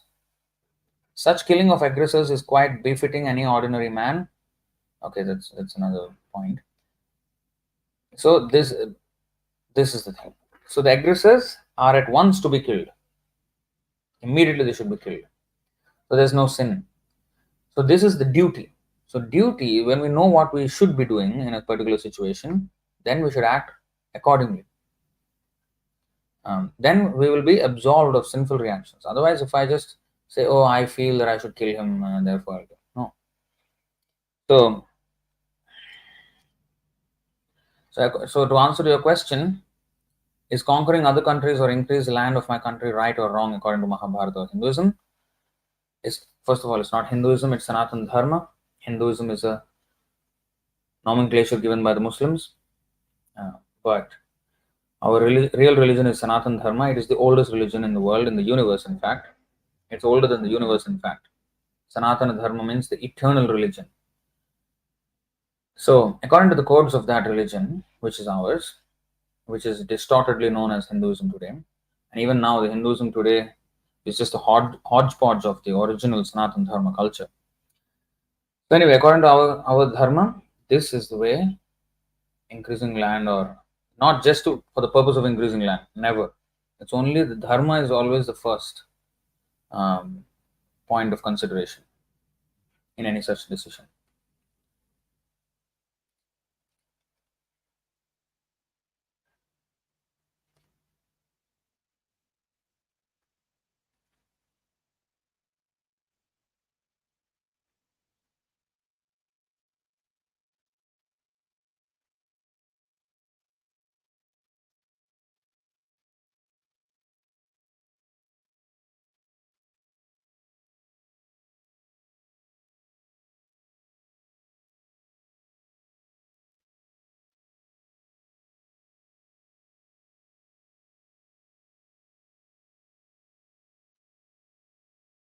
How can we convince people of the Vedic conclusion for science when they are inherently atheistic? They will automatically deride the authority of the Lord and His scriptures.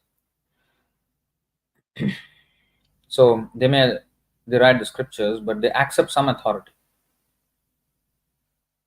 right? They accept some scientist as an authority, some such persons as authorities. So our point is this always, that how do we trust? However brilliant a mind is, however brilliant a scientist is, how is that person perfect? He's not. Can he be under illusion? For sure, yes. So you have your faith in that particular scientist, and I have faith in the perfect person, creator, Krishna. Because ultimately they cannot deny, although they try to show off that they know everything. If you really prod them, they do not know what they're talking about. For example, even the scientists clearly say that, they say Big Bang and all that stuff. You ask them, who and how did the Big Bang happen? They have zero answers to that. They admit. They say like this. Even recently I read one of the scientists, he said like this: except for how the Big Bang started, we know pretty much everything. We have a good understanding of how the universe started. We can explain everything. Actually, that is also not true, because they cannot explain the universe. But even They say we just do not know how the Big Bang started. That one thing we do not know how it started, and what made the start, and how did even time come into existence like that. They cannot answer. Actually, they have zero understanding. Even after that, what is happening even now, they have zero understanding. Very, very, very minute understanding. Let's give it to them a little bit. They have very, very minute understanding from their perspective, according to what is allowed for them to experience. What Krishna allowed them to experience within that domain, they have some knowledge, a little bit, insignificant. But actually, they do not know anything. And even birth, they do not know how, when the life actually begins. They have no idea. I mean, it's actually very easy. Even you take DNA, the small plum-like creature in the first night itself, it has a different DNA. So it is a different person. It's very clear. But because of political reasons, they say that, oh, maybe, we do not know this. They're not sure when the life starts and what exactly is life. They do not know. What is death? They do not know. What is the difference between a living and a dead body? What chemical is missing? So that's why when they're atheistic, challenge their theories first. The way we confront the atheists is, okay, you do not believe in God, never mind. You believe in something else, right? You believe in a world without God, you think that science answers everything. Let me question then your assumptions and your faith in such system. Shake it first. Once we shake that, then they will loosen their attachment, or at least it creates doubts in them that, hey, what is this? I mean, yeah, that makes sense. So how can he make sense when he is completely nonsense? If I'm thinking that, oh, this God and religion is all like some belief system, but how come he's making sense with his arguments? So there must be something there. So let me explore. Yeah, I did not think about this. I thought my science can answer things, but yeah, that's the point. But then sometimes they won't accept so easily. They'll have some other arguments. So we have to destroy those arguments, and then make them think. That's the first step. They're not thinking. That's why they're atheists. They're brainless fellows. So to first make them think, and eventually, if they are fortunate, they will accept.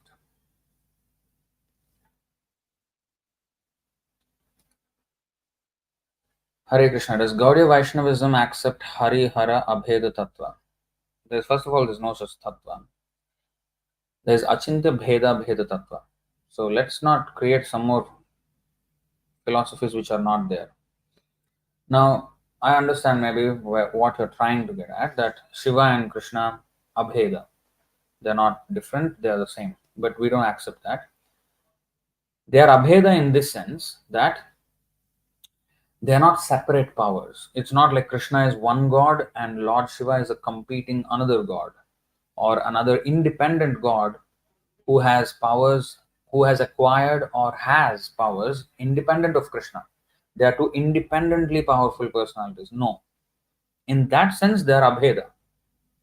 Because no one in this world or beyond this world, no one in the spiritual and material worlds has their power without Krishna empowering them, or without them being Krishna's expansions. So Krishna is Sampurna Bhagavan. He is 100% the Supreme Personality of Godhead. And some portion, some percentage of his powers, like 1% or 0.00001%, a person who is empowered, he will be a great man in this world. Okay. And demigods are very, very much empowered. Even that is less than 1%. It's all almost within 0.01%. Now, Lord Shiva is 85% as powerful as Krishna, has many qualities of Krishna. 85% of the qualities of Krishna, Shiva has. So, Krishna empowered him with 85% of his qualities. That does not mean now he has only 15%, 85% is given to Shiva, he is only now 15% remaining. No, Om Purnamada Purnamidam Purnat Purnamudachyate Purnasya Purnamadaya Purnameva Avashishyate. When the Lord empowers someone with 85%, he is still 100. and he's empowered another person into 85. Like, for example, even in this material world, a father gives birth to son, multiple sons, who may be as strong and even more strong than the father. Three persons of greater strength than him as one person. How did he produce? But still, he has the power that he has, and at the same time, his sons also have power. So that's a crude example. So with that, if an ordinary father can do this, why Krishna cannot do? So he has power, and he invests other people. He invests power in some other entities like Lord Shiva, who's his personal expansion, differentiated personal expansion for dealing with the material world. He's not as powerful as Krishna. Lord Shiva is not as powerful as Krishna. So qualitatively, Krishna, there's abheda in the sense Lord Shiva is not independent of Krishna. He's not bheda. He's not bhinna. Abhinna. He is related. But he's not equal to Krishna. He's never equal to Krishna. That also we have to understand. Lord Shiva himself does not say that he is equal to Krishna. But Krishna says, you see, let's see what Krishna says, what Shiva says.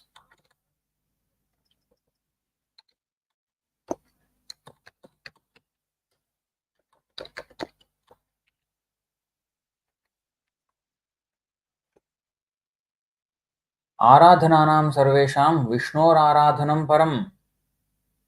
So of all types of worship, Vishnu's worship is highest. Lord Shiva is saying this. Okay? So he is saying that Vishnu is the highest. In fact, let me show another.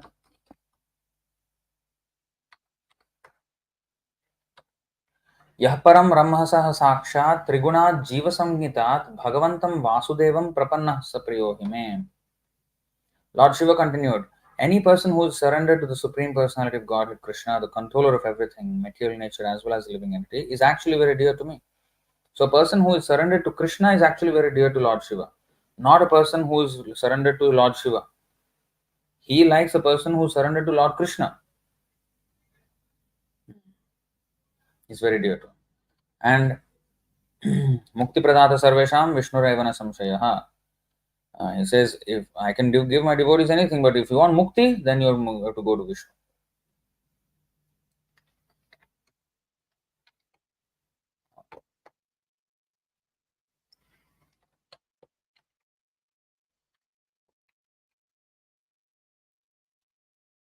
See, Lord Shiva says, Mukti Pradata Sarvesham Vishnurevana Samshaya. There is no doubt that Vishnu is the deliverer of liberation for everyone.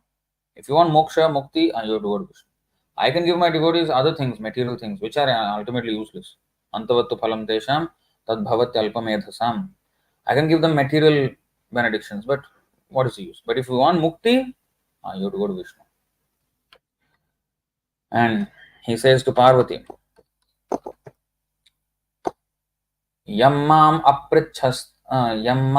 अपृच्छस्त्वम् उपेत्य योगात् सहस्रान्त उपारतं वै स एष साक्षात् पुरुषः पुराणो न यत्र कालो विशते न वेदः. When I finished performing mystic yoga for 1000 years, so you see always Lord Shiva meditating. On whom he is meditating? On whom? On Krishna. You see here he says this. When I finished this, he's speaking to Parvati. Okay? He's saying, when I finished performing mystic yoga for 1000 years, you asked me upon whom I was meditating. Now here is that Supreme Person to whom time has no entrance and whom the Vedas cannot understand. And he's talking about Mohini Murti, who is Krishna. So he's saying this Lord Vishnu or Krishna is the person I was meditating on. Because Parvati asked him, whom are you meditating on for 1000 years? No, 1000 years. He was not moving. Parvati tried to, she wanted to talk to him. She wanted to spend time with him. She wanted to disturb his meditation for that purpose. You know what she did? She touched his genitals. He was sitting there naked meditating.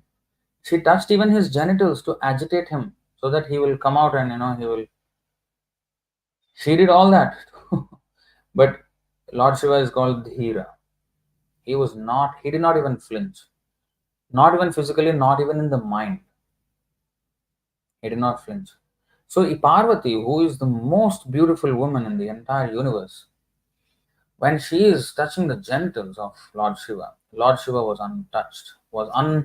He was he did not move, even in his mind.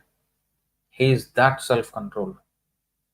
But even him, he lost his mind when he saw Mohini Devi. She bewildered him totally and he released semen. So at that time when he admitted his defeat in front of Lord Vishnu, because nobody can attract him in this world, but Krishna attracts him. So that time he told Parvati, when you asked me, when I finished my yoga, when my meditation for 1000 years, you asked me whom I was meditating on. Here is that Supreme Person. So that's what Lord Shiva's statement is. Let's take in contrast what Krishna said.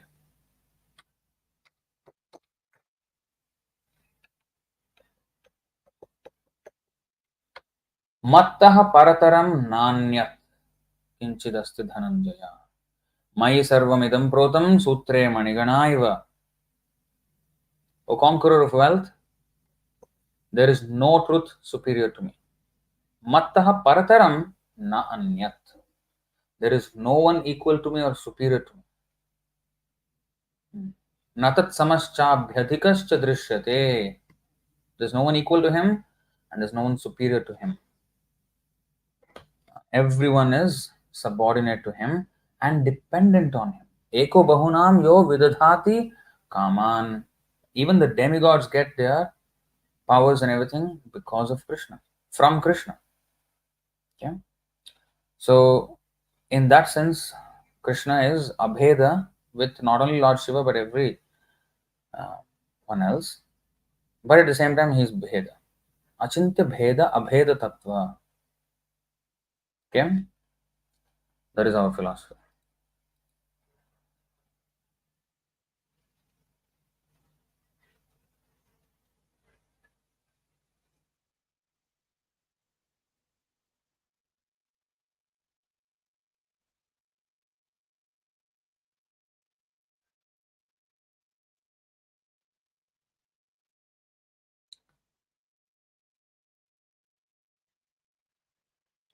I want to know more about Gaudiya Vaishnavism, but I do not know where.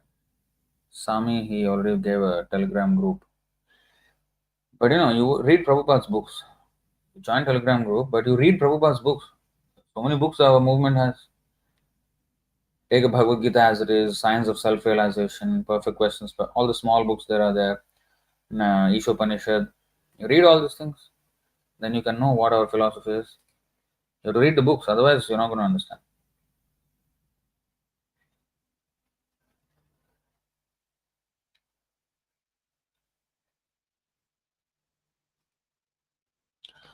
So here, actually, I'm a Dikshit Shaivite, so I hope there is no problem of me being in the Vaishnava Sangha. There's absolutely no problem. You can always learn. I mean, everybody is invited here, whether you're Dikshit or not, or whatever. Everybody is invited.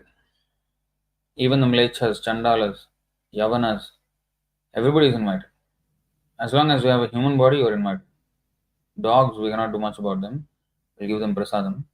But human, if you are a human body, and if you're not a retard, you are welcome.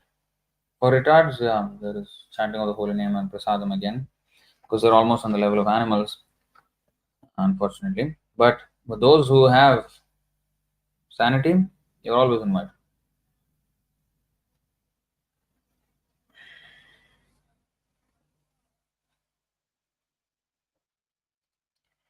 Ayush Malhotra, sir आप ये सब कैसे पढ़ पा रहे हो?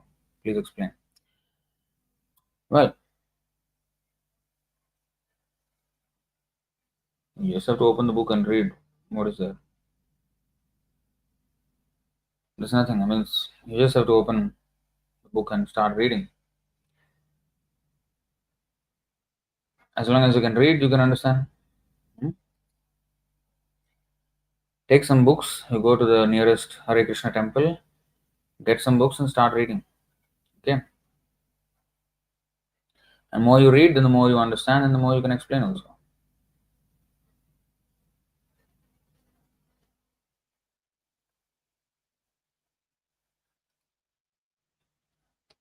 So saying, well, I sure do like to debate. I don't know if you guys will consider that fighting. See, debate, is not a very good platform usually to learn something, because we come into the debate to win. So it is better, because Krishna, see, we have to accept that method of learning which Krishna um, advises, because that is a proper way to do it. So Bhagavad Gita, Krishna says, Tadvidhi pranipatena pariprashnena sevaya. So first of all, pranipatena, we have to surrender to the Guru. We have to be submissive first. Then we have to inquire submissively, not challengingly in a debating fashion, but submissively. In a mood of curiosity, then not in the mood of challenge. Then sevaya, you have to serve such a devotee, and then we will have access to this knowledge. Krishna recommends that process. Chapter 4, text 34 of Bhagavad Gita. I mean, if you don't believe my words, I'll just show you on the screen, because nowadays it is a fashion for people to say whatever they want.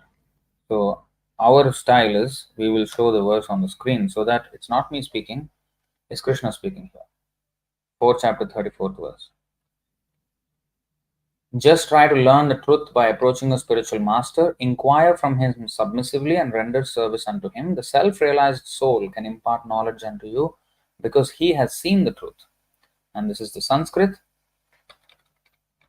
Tadvidhi pranipatena pariprashnena sevaya upadekshanti te jnanam jnaninas tattvadarshinaha. Okay? So this is the verse. Chapter 4, text 34 of Bhagavad Gita. So this is the process how to learn. Don't come with debating attitude. It will not help you. You start the books and first reading. Even if you have this so many questions, you first start reading the book. There you will slowly, many questions, all the questions will be answered in due course. And when you have a more favorable disposition, then we can guide you even further. Okay.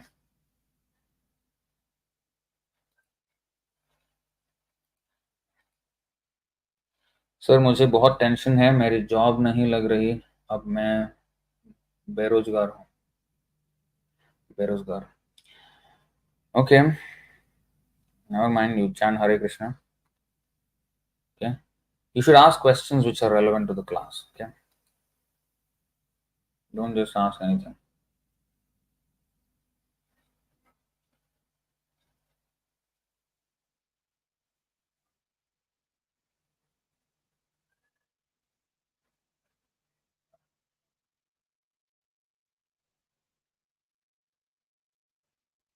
So Ayush Malhotra is saying, sir, vector has both magnitude as well as direction. Yeah. So magnitude, so Krishna is showing the direction of his power by showing us some of the magnitude. Like Skanda, among the commanders in chief, I am Skanda. So Skanda is certain magnitude of power, right? Which is very, very, very much superior to ours. So that is a magnitude, but in the direction of the infinite magnitude of strength, almighty. Might everybody has to a certain extent, but almighty, infinite might, that is Krishna.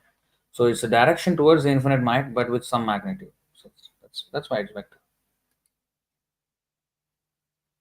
And why are you writing some stupid nursery rhymes? I think, I don't know, you're talking just nonsense.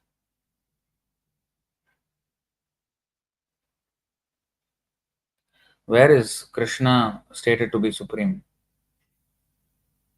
How many references you want? I just showed you one where Krishna himself says, Matta Parataram Nanyat, there is no one equal to or superior to me. But you know what? We're bringing out a book which the title of the book is Why Worship Only Krishna, which will substantiate his supremacy from the statements of Sadhu, Shastra, Guru, Devatas, Rishis, kings, everybody. So we're bringing out such a book. Once that is out, then you will have access to that everywhere. Everywhere. Where is Krishna? Everywhere. All over the Vedas, all over the Vedic literature, Puranas, Itihasas, every single scripture.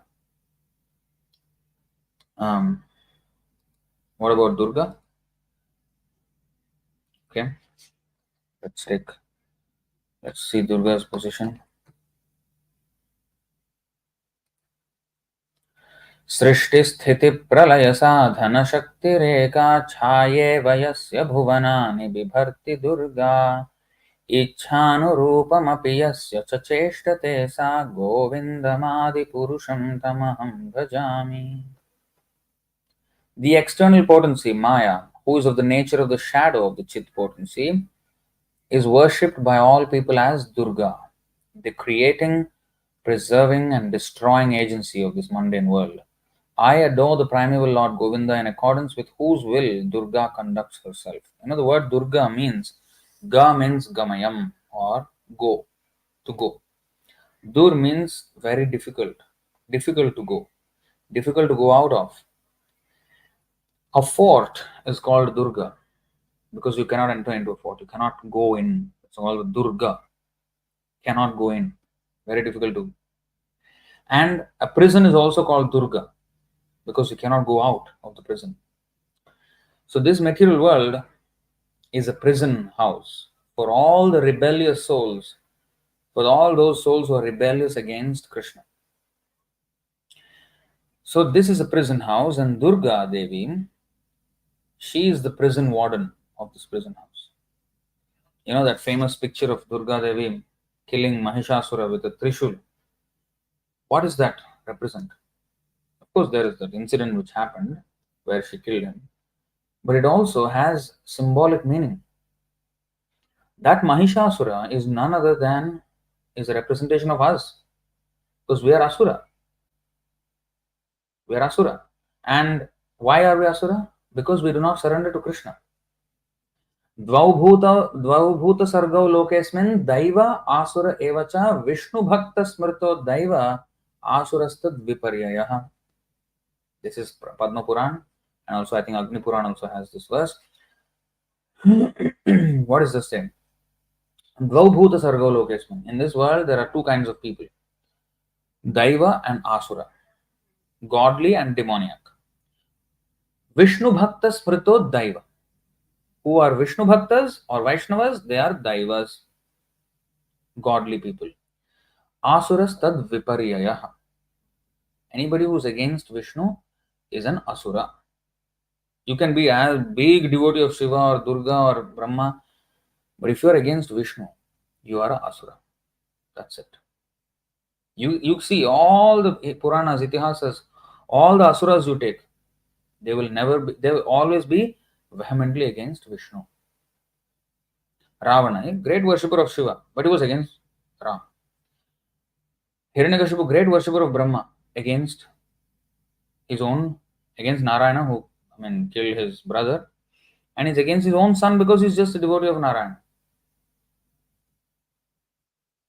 So that is Asura.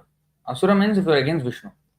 And Prahlad Maharaj, he was son of Asura, but he is immediately considered a Daiva because he became a devotee. Hiranyakashipu's father is Kashyapa Muni, who is a Daiva. He was a great devotee of the Lord, Kashyapa Muni. But his son became Hiranyakashipu, he was a demon. He is classified among the Asura.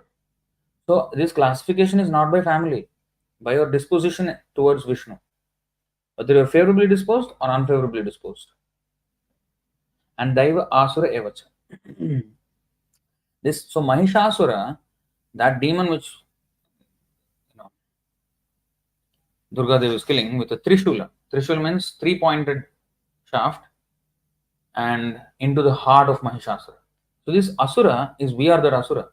We are against Lord Krishna and therefore we are Asura. We have come into this world to enjoy separately from God. That's why we are all Asuras. To varying degrees, we are Asuras. Okay? and our heart is tormented by the Trishula. Trishula means anything that is sharp like that is very painful. Now, we are always pained by three kinds of sufferings, which is represented by the Trishula. What is that? Adhyatmic, adhibhautik, adhidaivik miseries. Miseries caused by myself, by my own body or my mind, or miseries caused by other living entities, maybe my colleagues, my neighbors, my relatives, my even a mosquito or a dog which bites me or something like that. So mosquito bites and then we get a malaria or dengue or something like this. So these are all adhibhautik miseries. Adhyatmic miseries means my own body and mind. I have created my own misery. Adhibhautik by other living entities. Adhidaivik by demigods, which come to us as natural disasters or widespread destruction in that way. So those are adhidaivik miseries, way beyond our control. So these three things always torment us, pain our heart. So that is the Trishula. And Durga Devi does this to us until we become a Daiva, from Asura to Daiva. Once we become a devotee, then she will release. Then we can penetrate through the fortress of this material world and go to the spiritual world. Until then, Mama Maya Duratyaya, Krishna says. So here you see, Durga conducts herself according to the will of Govinda, you see. I adore the primeval Lord Govinda, in accordance with whose will Durga conducts herself. She is a maidservant of Govinda or Krishna. Understand? That is Durga's position. Daivi hiesha gunamayi mama maya duratyaya mamaevaye prapadyante maya metam tarantite. This is Durga. Very difficult to surpass her. Very difficult to come out of her, this prison of material world. This divine energy of mind, consisting of the three modes of material nature, is difficult to overcome, but those who have surrendered unto me can easily cross beyond it. If you don't surrender to him, then we'll take birth and death and millions and trillions of years, like we've already been doing. Millions and trillions of years we have been here, we are unable to get out. Durga, prison, heavily fortified prison, Durga. And she is the prison warden, and that's why her name is Durga Devi.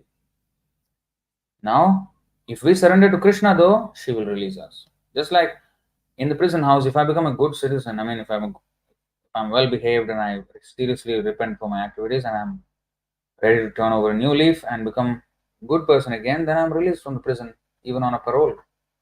Much earlier, maybe.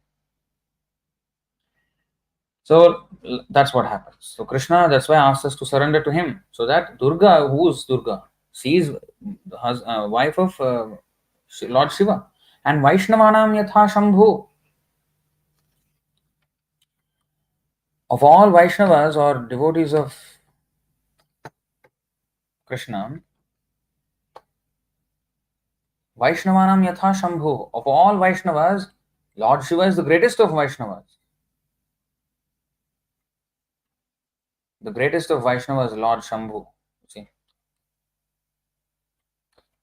So she is his wife, and therefore her name is Vaishnavi Devi. She is a devotee of Vishnu herself. So if you become a devotee of Vishnu, then she will release the punishment. No more punishment for you. You go back to Krishna. But she will test also first. Oh, you are a devotee of Krishna. Really? Okay. Let me give you some test. Whether you will still be devotee of Krishna or whether you lose faith. How strong is your devotion to Krishna? She will test. And unless you are 100% there, she will not leave you. She will keep you under her grips. Because she ultimately wants that you become 100% surrendered to Krishna. Until then, don't go and disturb Krishna. You first become 100% pure. So she will always test our devotion, and that tests will improve our devotion. Oh, we become even more surrendered, even through the greatest of challenges. And likewise, we become more and more devoted, and eventually we can come to the point of full surrender. And that's her job. That is Durga.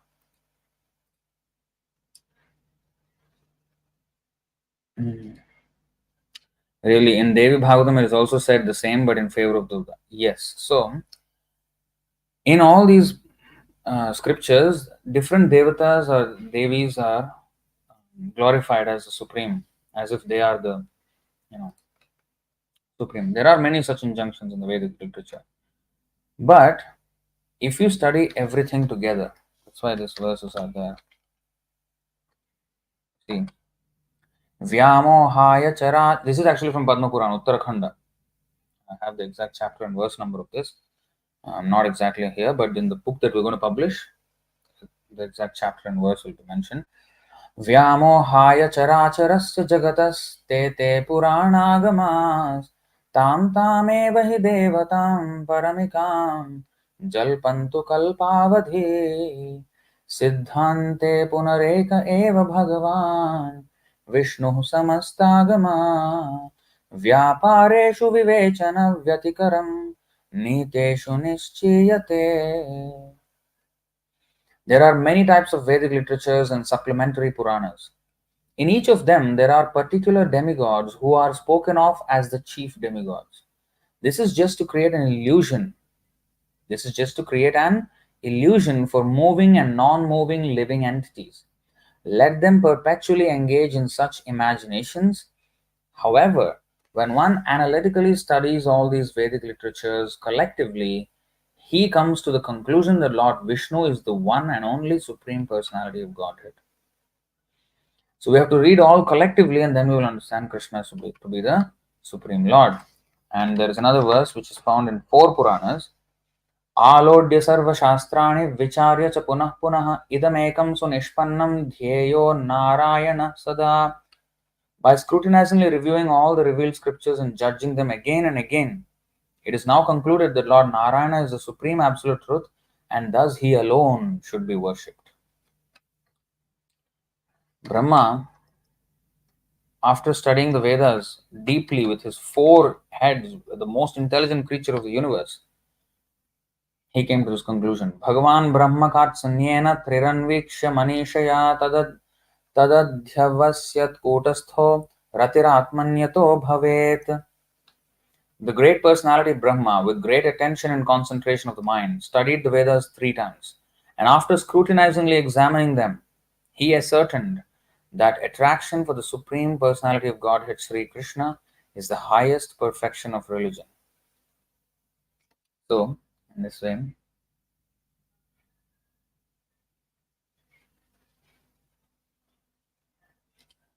we have to understand. Rajata is saying ISKCON people are not considered scholarly, bro. They just use emotion and little English. Don't worry, your questions are of no use. Well, you are of no use. We can defeat your whatever. You bring any scholar, we will defeat you. Understand?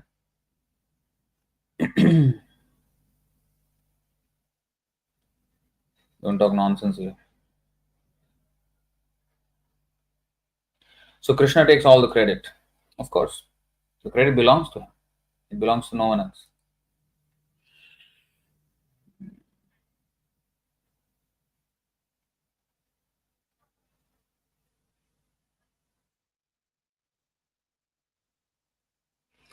There's some idiots are here.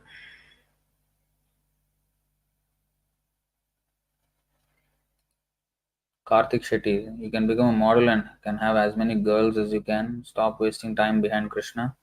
He's already gone. Get a job. Yeah, one day you will be gone. Shut up, no, why you come here? You don't understand anything. Useless fellow. Why aren't other Puranas not given the same importance as Srimad Bhagavatam when everything emanated from God? Yes, but this is the most mature presentation of the Vedic science. You can actually see the history of how Bhagavatam even came into existence. It is there in the Bhagavatam itself. You can read first canto, 4th and 5th chapters and 6th chapters. You will understand how Vyasadeva, he wrote all the Vedic literature, but he was not satisfied. And Narad Muni then came. Narad Muni is his guru.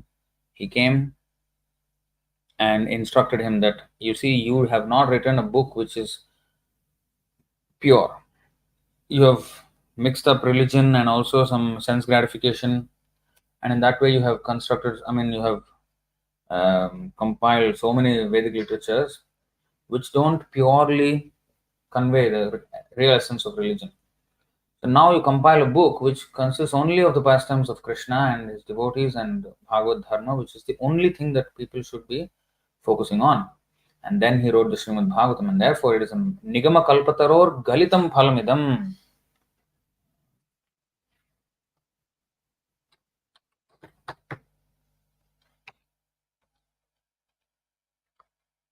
निगमकल्पतरोर् गलितं फलं शुकमुखादं मृतद्रवसंयुतं पिबत भागवतं रसमालयं मुहुरहो रसिका भुवि भावुकाः. O expert and thoughtful men, relish Srimad Bhagavatam, the mature fruit of the desire tree of Vedic literatures. Is the mature fruit of the tree of Vedic literatures. It emanated from the lips of Sri Sukadeva Goswami, therefore this fruit has become even more tasteful, although its nectarian juice was already relishable for all, including liberated souls. And let me take you the same verse which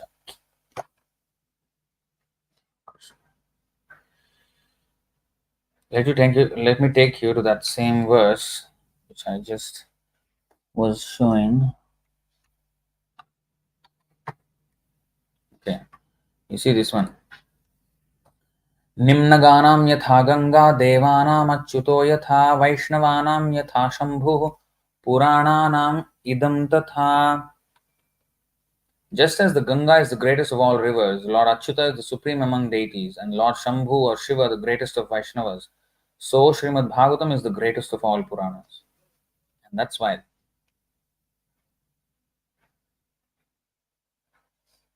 it is the greatest.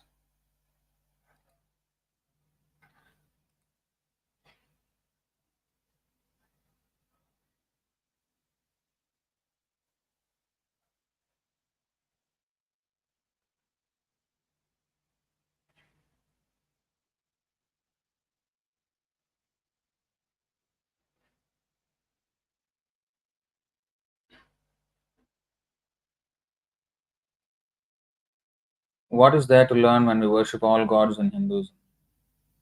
That's why you have to learn, because you're worshipping everybody. You should worship only Krishna. Because all the other devatas and devis automatically become satisfied when you worship Krishna. You worship everybody, you cannot actually worship everyone because there are 330 million of them. You cannot worship all the devatas. But by worshipping Krishna, every one of them is satisfied because they are devotees of Krishna. And your relationship is actually with Krishna, and therefore you have to only worship Krishna. Krishna says that Sarva Dharman Parityajya Mam Ekam Sharanam Vraja. Mam Ekam. Surrender to me alone. Not to me and to every other devata. No. To me. It's not fights between sects. No fights between. Come on here. You first start reading Bhagavad Gita. You talk, all these Hindus, all these Hindutvavadis, they're trying to unite all Hindus on a common sentimental nonsense platform. Come on, read your book first. Okay? Read the Bhagavad Gita and see what Krishna is saying actually. Krishna is saying, I am the supreme. There's no one equal to or superior to me. There's nothing more. You have to surrender to me alone. All the devatas, those who are lost their intelligence, they worship the devatas for material gains. Real intelligent persons worship me. Krishna is saying all these things. You are not reading you say Hindu. First read your Bhagavad Gita. Na? Why are you coming and commenting whatever you like? What do you know about our religion? What do you know? What book you have read? You start reading the Bhagavad Gita. Okay? What is that? Shankaracharya said in the 6th verse of the what is that? Gita Mahatmya. Sarvopanishado gavo dogdha gopalanandanah partho vatsah sudhir bhokta dugdham gitamritam mahat. The Bhagavad Gita is the essence of all Vedas. Okay, all the Vedic literature, the essence of it, if all the Upanishads and the Vedas are the cow, this Bhagavad Gita is the milk from that cow, the most essential product of the cow. So drink this Bhagavad Gita, Dugdham Gitamritam, the nectar of Bhagavad Gita. You first read first, and then you will understand all these things. What is actually our religion? Okay, don't say fight between sects and all this. No. They have all misunderstood what is Sanatan Dharma. Sanatan Dharma means the Lord is Sanatan, eternal. We are Sanatan, Jiva, eternal. Our home, the Vaikuntha, is eternal, Sanatana Dhamma. So the process by which we re-establish the relationship between this Sanatan, the Jiva, with the Supreme Sanatan, the Lord, and go to the Supreme Dhamma, the Sanatana, eternal Dhamma or abode, and serve the Supreme Sanatan, which is the Lord. The process which takes you there is Sanatana Dharma. Sanatan means eternal. All the Devi Devatas of this universe are temporary. Antavattu phalam tesham tad bhavatyalpamedhasam. Okay? Devatas are themselves temporary, and the benedictions they give are also temporary. Sanatan means eternal. Do you know the meaning of the word Sanatan? Eternal. There is no beginning, there is no end. And our relationship with Krishna has no beginning and no end. Okay? So that is what we need to revive. And that is the only meaning of Sanatan Dharma. Everything else is a distraction. Okay? So you please read Bhagavad Gita first. Don't just come and comment whatever you like. Please read the books first. And come here with a submissive attitude. We will want to help. We are here to help. But if you come with this, you will not be helped. You have to change your attitude first.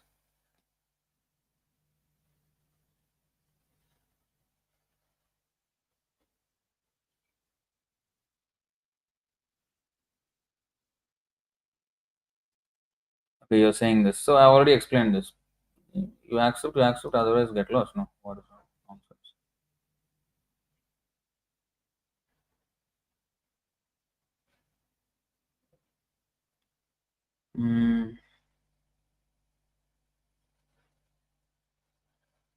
It should be question answer debate, not just lecture. Who are you, man? Who are you? Okay, you don't you don't dictate terms. We will dictate terms. We have question answer sessions separately, but this is a lecture. So if you're interested, you stay. Otherwise, get lost. No, nobody's asking you to stay. And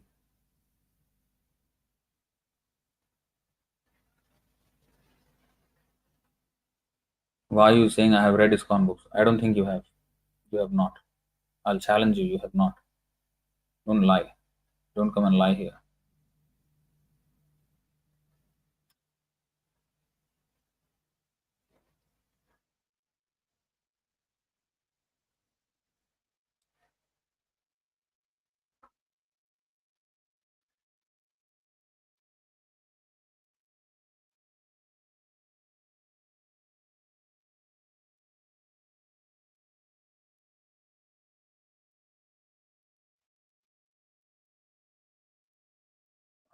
Anshuman Dash, can I get moksha if I chant Hare Krishna?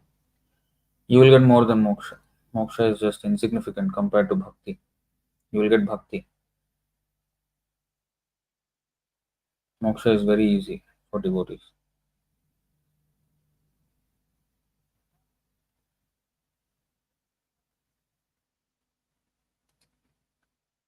Mount Meru is a sacred mountain that is home to Lord Shiva and Parvati. Well, Shiva and Parvati are in Kailash. How come? Mount Meru, there is another description of Mount Meru you can see in the Bhagavatam. There are cities of the demigods there and all that.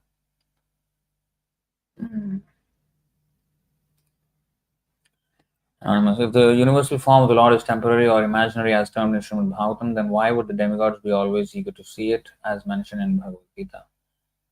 To see the universal form means, like Arjuna saw how this material works, because in the universal form, as the form suggests, as the name of the form suggests, it's universal form, and this universe is temporary. So in the universal form, what did he see? He saw all the different aspects of the universe in that form. But these aspects of the universe are temporary. And Arjuna saw it right in front of his eyes. But for the most part, we are imaginary means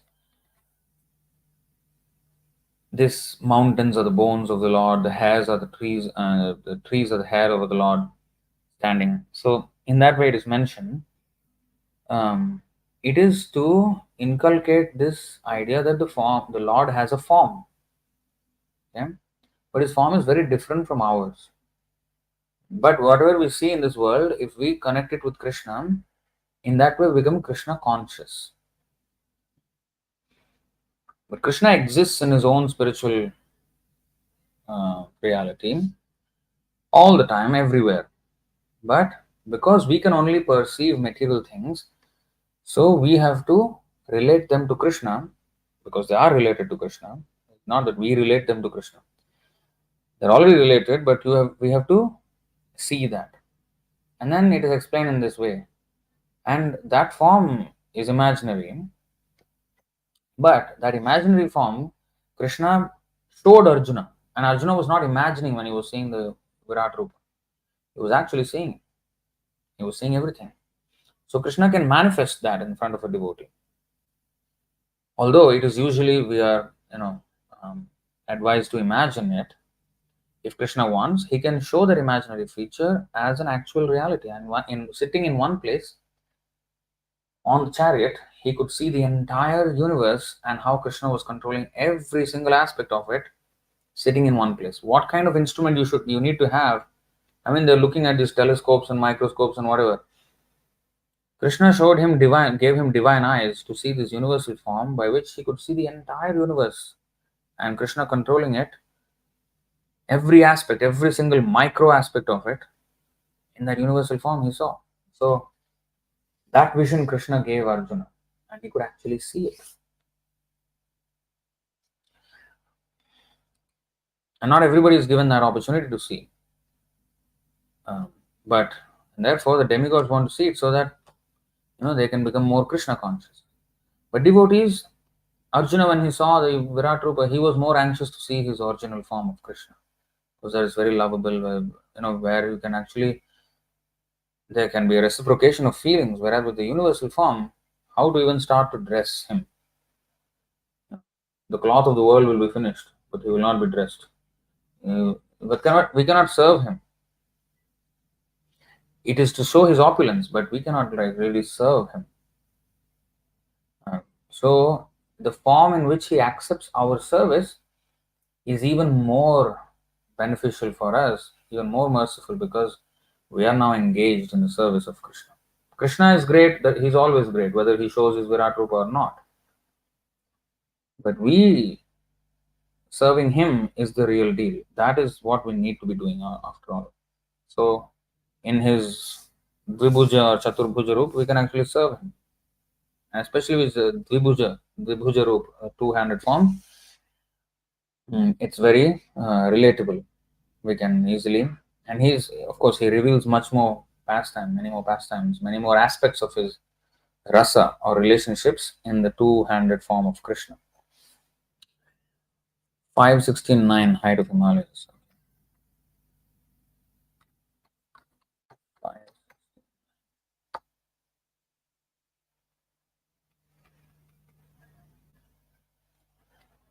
Ayuta yojanotsedha harivarsha kim purusha.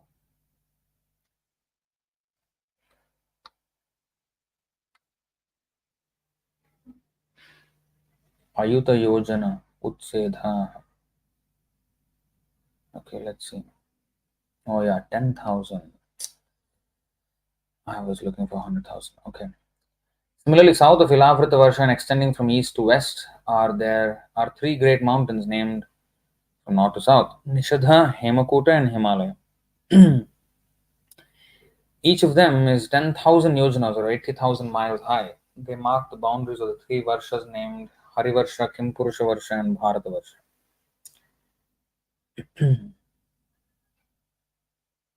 So these boundaries are not exactly the geography we know. There is more subtle geography. That's another thing which the scientists and our people we cannot understand. Okay.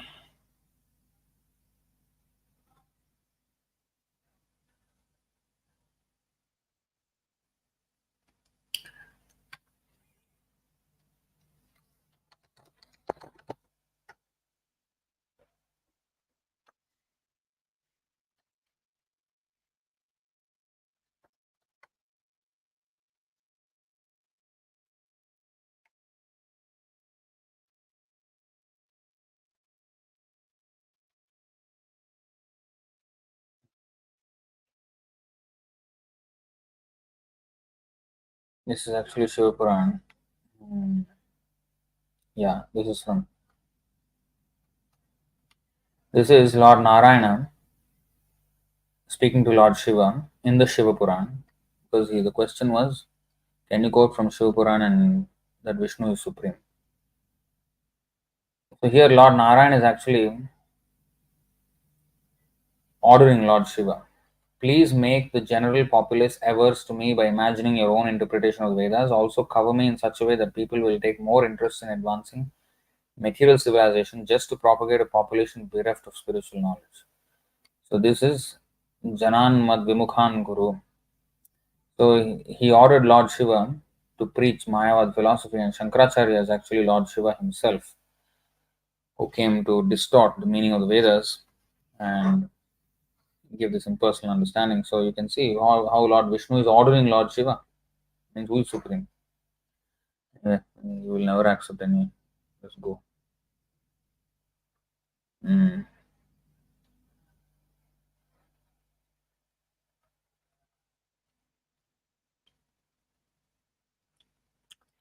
We have so many quotes from many Puranas. Okay, don't come and argue with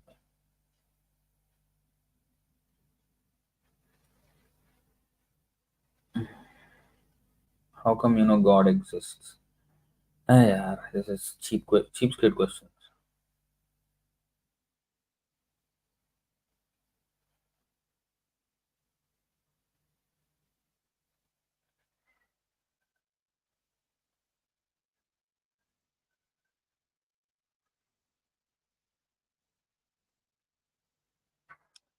This Vayu fellow is just too simply arguing. How much I say also you will not listen.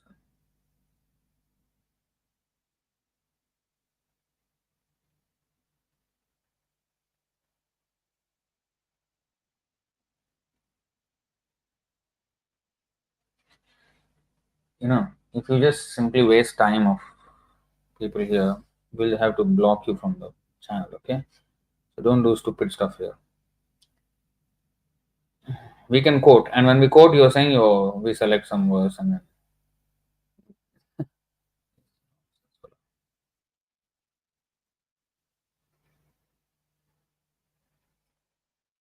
then okay. I will only answer any relevant questions. I will not answer stupid idiots.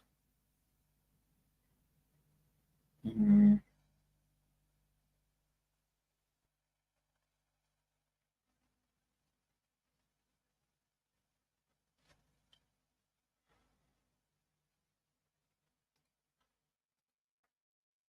Can we recite Shiva's prayers that were directed to Krishna in the Chaitanya Charitamrita? Where is that? Prayers in Chaitanya Charitamrita of Lord Shiva. I know there is Rudra Gita and Srimad Bhagavatam. I think that glorifies Krishna is it's fine.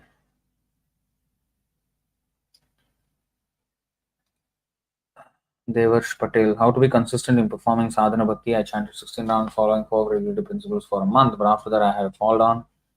Please advise so I don't fall down again. Well, this is not very relevant to the class, but you just have to pick yourself up. That's it. Associate with devotees, then they will pick you up. So, and then read Prabhupada's books, chant Hare Krishna, eat only Krishna Prasadam. Associate with devotees, they will keep you on track. You can join our Telegram channel. The link was given in one of the comments here. Okay, so you can do that. All right. So thank you very much. हरे कृष्णा भगवद गीता की जय श्री प्रभुपाद की जय अनंत गौरी वैष्णव वृंद की जय निताय गौर प्रेमानंदे हरि हरि बोल हरे Krishna. What shloka Shiva Puran mentioned? Actually, you can read 7.110 of Adi Lila Chaitanya Charitamrita in the purport. All these verses are there, and there are also other verses, but